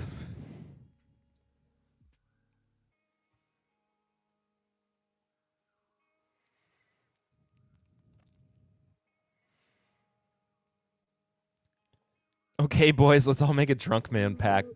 I know Clifton's in. If we have 5 or more boys, one must be named Terrell. We're bringing that name back. Well, I'm done having kids. And I'm not gonna name. It would be funny if I named one of my kids Terrell.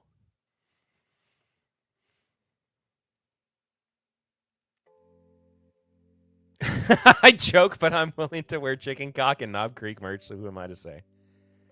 I hear it as Terrell. It's spelled like Terrell, but it's pronounced Terrell. The troll label from Old Foe cracks me up. I'm way over the kids limit. Never say never, Perry. Snipping isn't 100%. I'll hold you to that once I reproduce. Okay, anyway.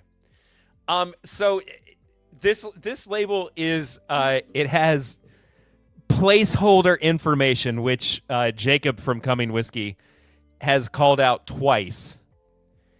But it is very, very funny.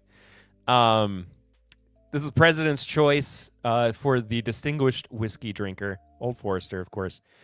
Kentucky Straight Rye Whiskey, and they said on the label, this is a selection aged at least 24 months in a barrel.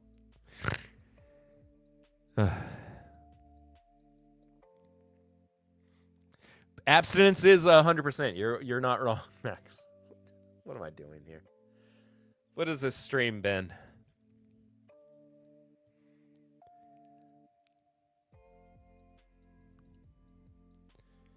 When will Tim Bepp review Tears of the Left? Is that the Rob Schneider bourbon?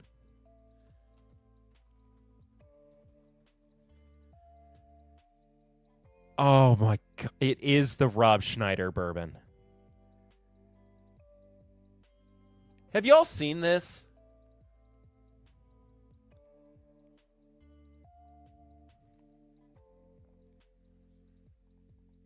Do you all know about this at all? This is the stupidest thing I have ever seen.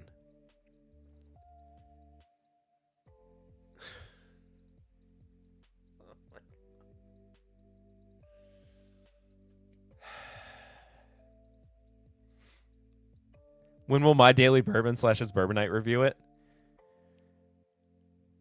Kami, Tearstone Edition. The Book of Tears. Snowflake Tearstone Edition. It's the Kevin Sorbo. Globalist Tearstone Edition. DC Drano. DEI Tearstone. Feminist Tearstone Edition. These guys are so...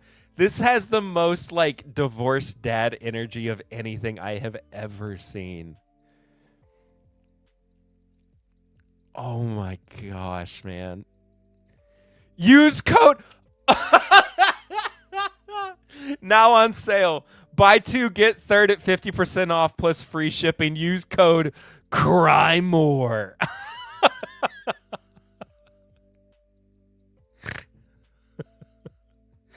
I want to review it and use the crying face Snapchat filter the whole time. I don't like how...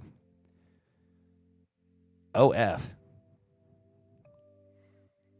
Oh, Old Forester is both jacking up prices and lowering age statements to help cover the losses from Jack Daniels. It is a big package. You're not right.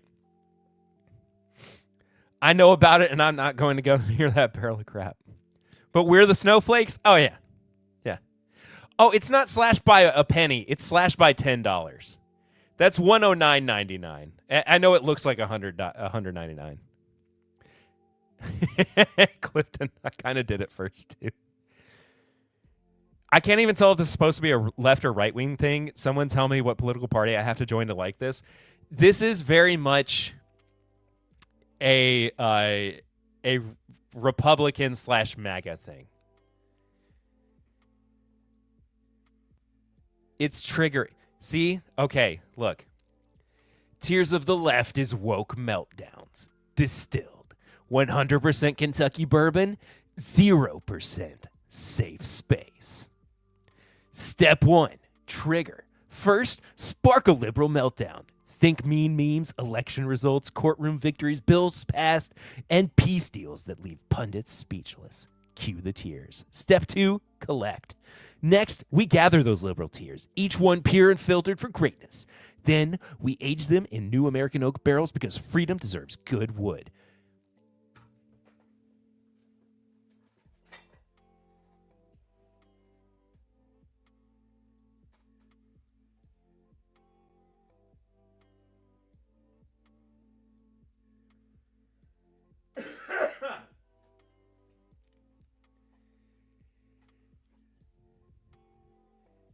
It what? Brother, it deserves what?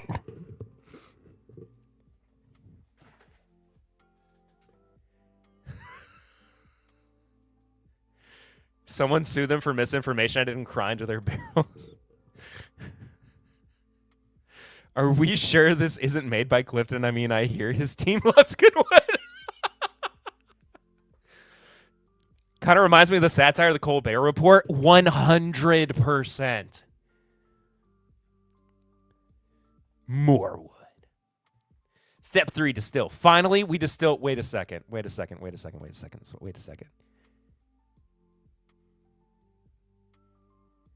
You can't. No, this is so funny. They don't even understand the process.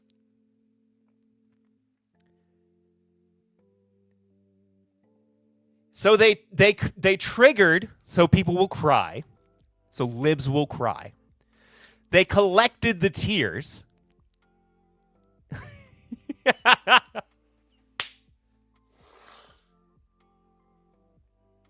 They collected the tears and then aged them in new oak barrels. Okay? Follow me here. Follow me here. But step 3 is distill.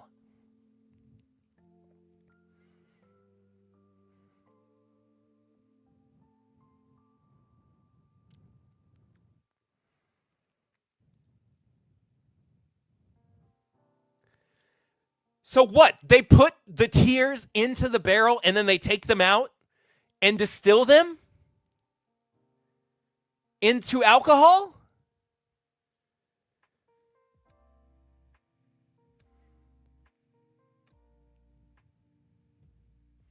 You ever thought about a voiceover career for Newsmax?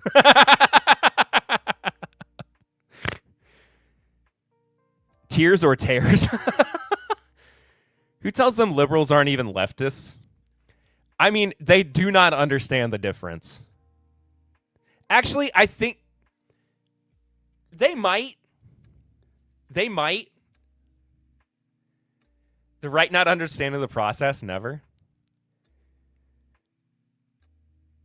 It's double-barreled. They use barreled water to distill and age in barrels. It's Bardstown Bourbon Company or Green River, most likely. I like this crew. We're having fun.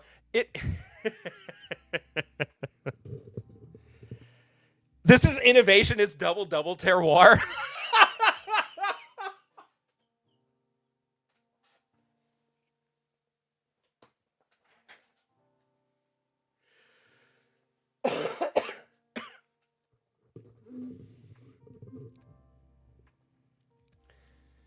Okay. Finally, we distill those tears into the best bourbon. So smooth it makes the narrative nervous. This isn't just the best whiskey, it's a drink with convictions.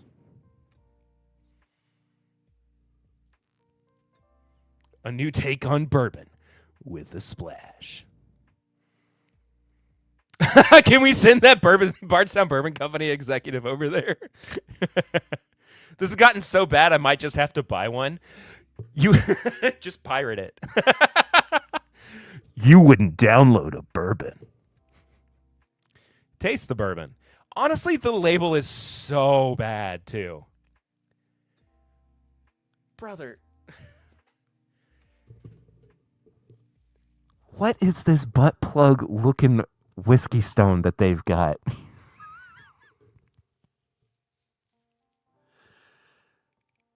What have they...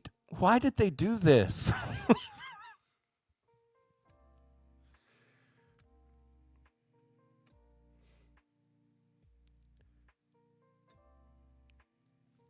Why look like a dookie?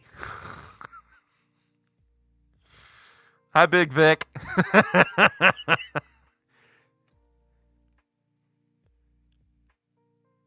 Teardrop ice mold, new version of One Man, One Cup. It don't be looking like a whiskey stone. They plug their bunghole so the liberal tears can't get inside or something like that.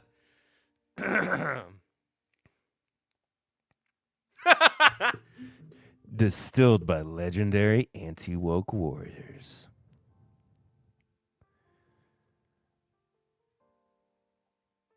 Oh, what is this? Meet our legend tier collectors. That doesn't even make sense. Discover their tier stone stories?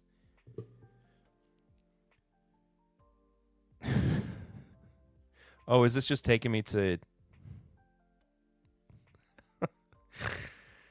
they couldn't even find 2 more people to be a part of it.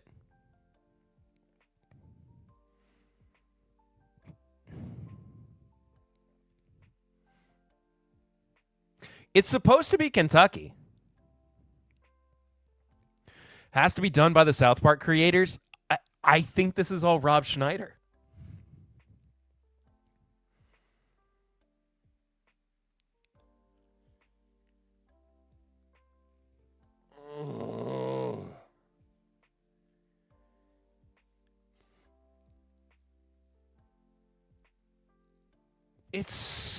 It is so incredibly like, I imagined the argument that I was going to have in my brain, and I melted them.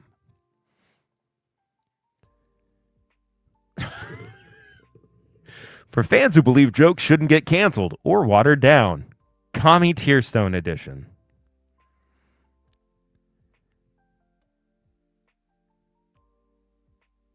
Story of the I can't read through all of these because they're going to I can't say what it's going to do to me. Story of the Commie Tearstone. This ex-legend is the guy who made making copies office legends, strutted around in a Speedo as Europe's most unlikely gigolo, and hollered, "You can do it," long before memes were even a thing.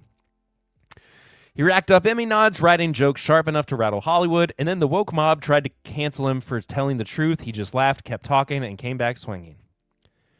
Holy run-on sentence, Batman. One day he decided the world's loudest sobs deserved bottling, and then those tears got so salty they hardened into solid rock. He forged the Commie Tearstone, the ultimate chilling whiskey stone for your tears of the left bourbon. Because legends keep their drinks ice cold and their private property private.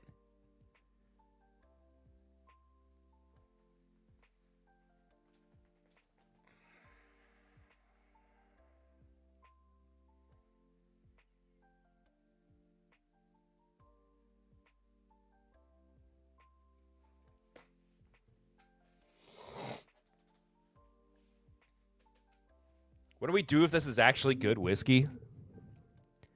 Is that a commie poo? So it's charcoal filtered. They know all about privates, unfortunately.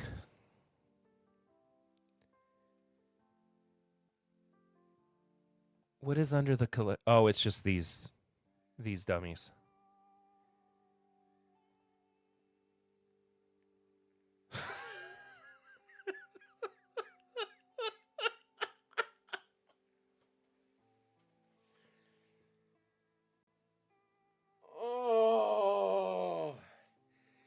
DEI Tearstone for patriots who prefer their bourbon colorblind and without quotas.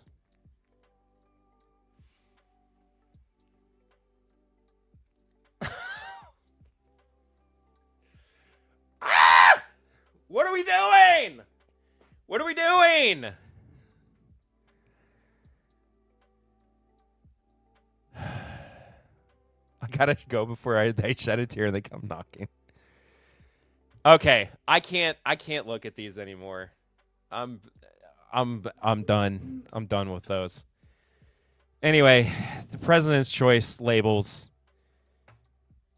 I don't know why. It doesn't matter. Remus repeal. It was rye. It's 111 proof.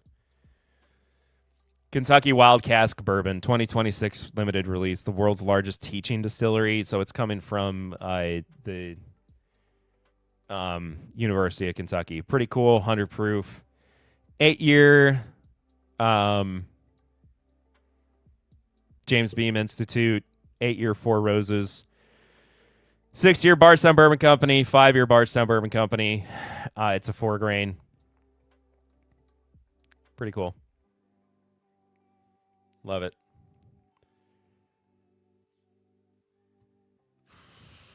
Is it from UK's library? I mean, yeah.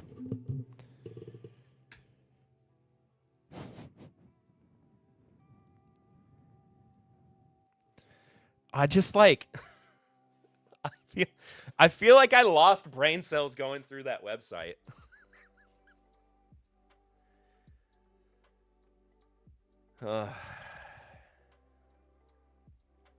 That's crazy.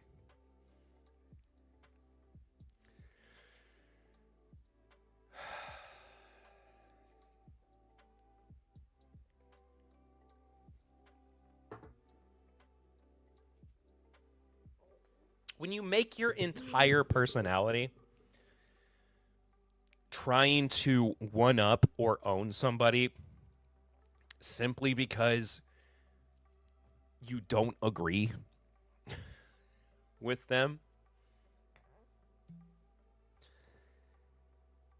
what is the point? What are you doing? I'm not even talking about like reaching across the aisle. I'm talking about trying to own somebody because you think it's funny or cool. I'm 100% sure you sold 10 bottles of that bourbon. I can't wait to see the analytics for this stream and see all 2 of the people who got offended that I made fun of their favorite their favorite brand. You don't understand. Rob Schneider says what I think. He's a real American patriot.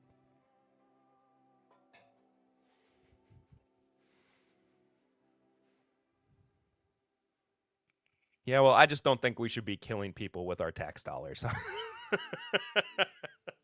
Is that such a bad thing? Is that so radical?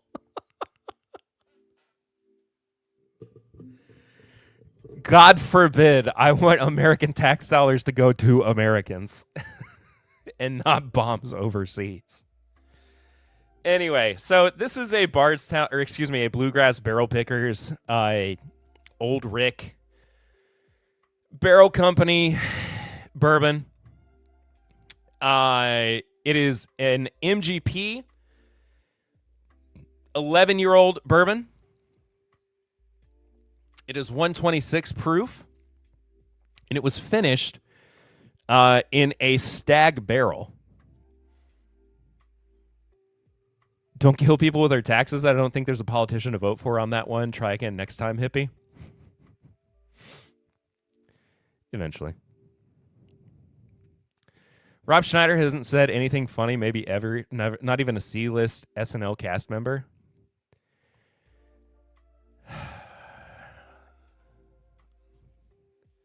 I've never been a Rob Schneider fan. It's so funny, too, that Kevin Sorbo is a part of this little, like, coalition that they've developed. Okay, I'm a glutton for punishment. I've got to see what the story of the DEI tear stone is.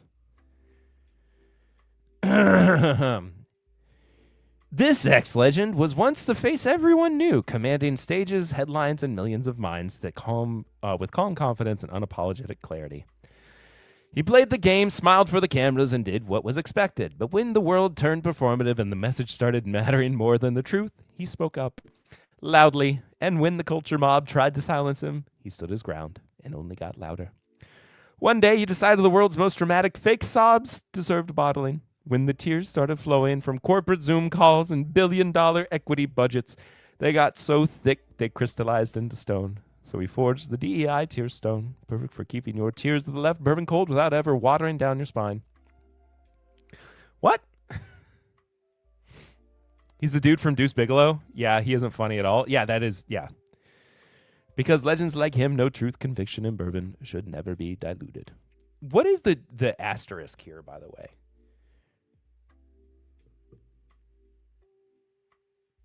Also, who... These have been out for a while, and they cannot find the other 2 spokespeople.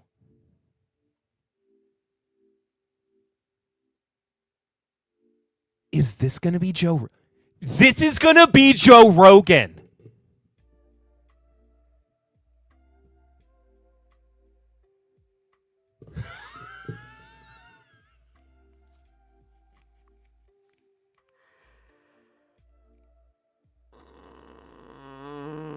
Everything is so dumb.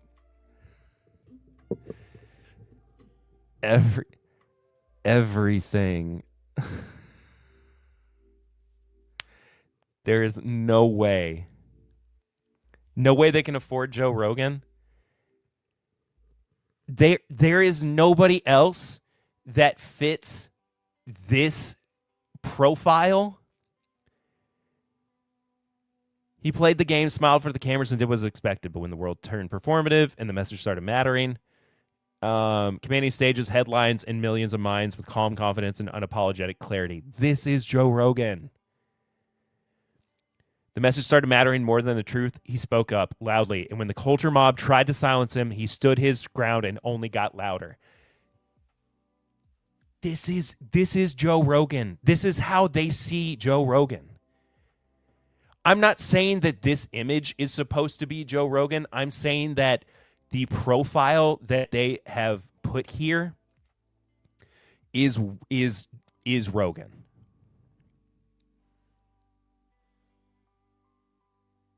Because what they have done is they have slowly rolled out who the other 4 people are behind the legend tier collectors, right? So Rob Schneider was the first one.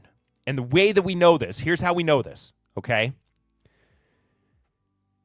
Is because if you scroll down to the bottom, they haven't updated their friggin' website to include DC, what's his name?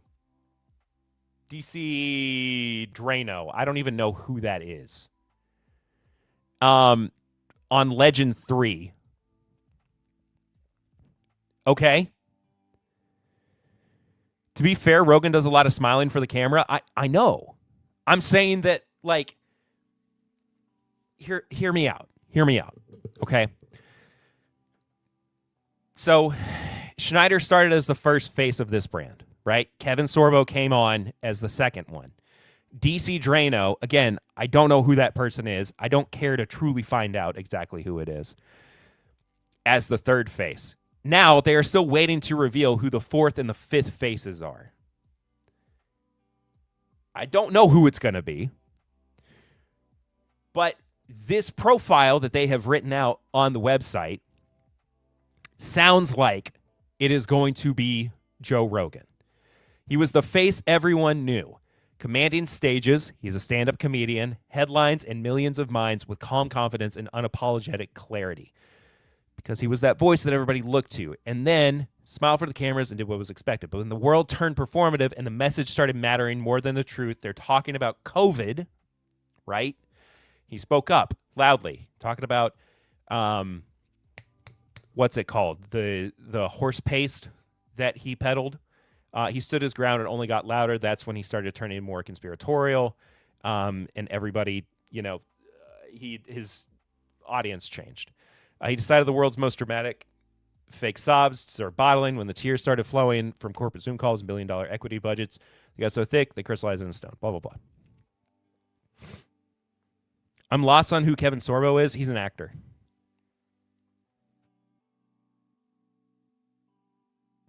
Going to break out a bulletin board with push pins, pictures, and yarn. Oh, sorry, I messed that up. Pictures, push pins, and yarn, like Pepe Sylvia.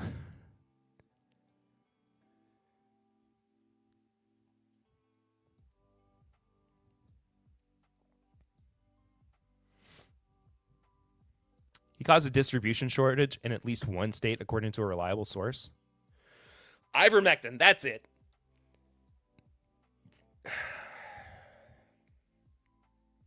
Glad he's still alive. Anyway, so they haven't revealed who this person is. My bet is that it is going to be Rogan. I don't know who this feminist tearstone is.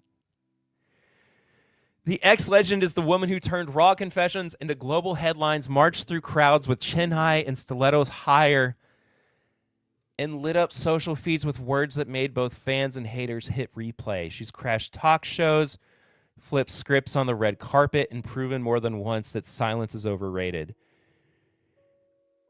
And when the world tried to tell her she was too much, she simply raised an eyebrow, tossed her hair, and kept talking louder than ever.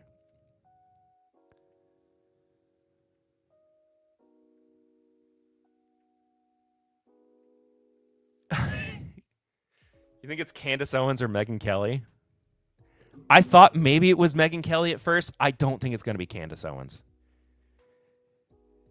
You think it's Caitlyn, what's her name? Not Caitlyn Collins. She's on CNN. Caitlin, the gun girl. Roseanne Barr. Oh, Roseanne Barr would be great for that. Caitlin Bennett. But she's not an actress is the only thing. Flip scripts on the red carpet is what's throwing me off here. It might be Gina Carano. Caitlyn Jenner?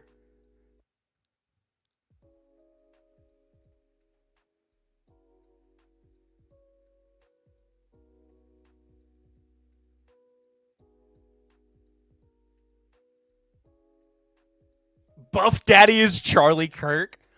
Oh.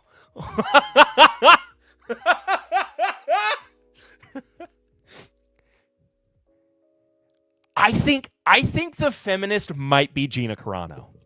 She was the actress that was fired from The Mandalorian season 1. Well, okay, from The Mandalorian, because she spoke up in support of MAGA.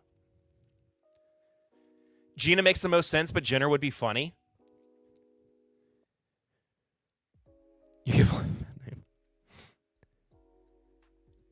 Britney Spears' DUI was because she was drinking Tears of the Left. Could be Gina, 100% Gina. What about J.K. Rowling?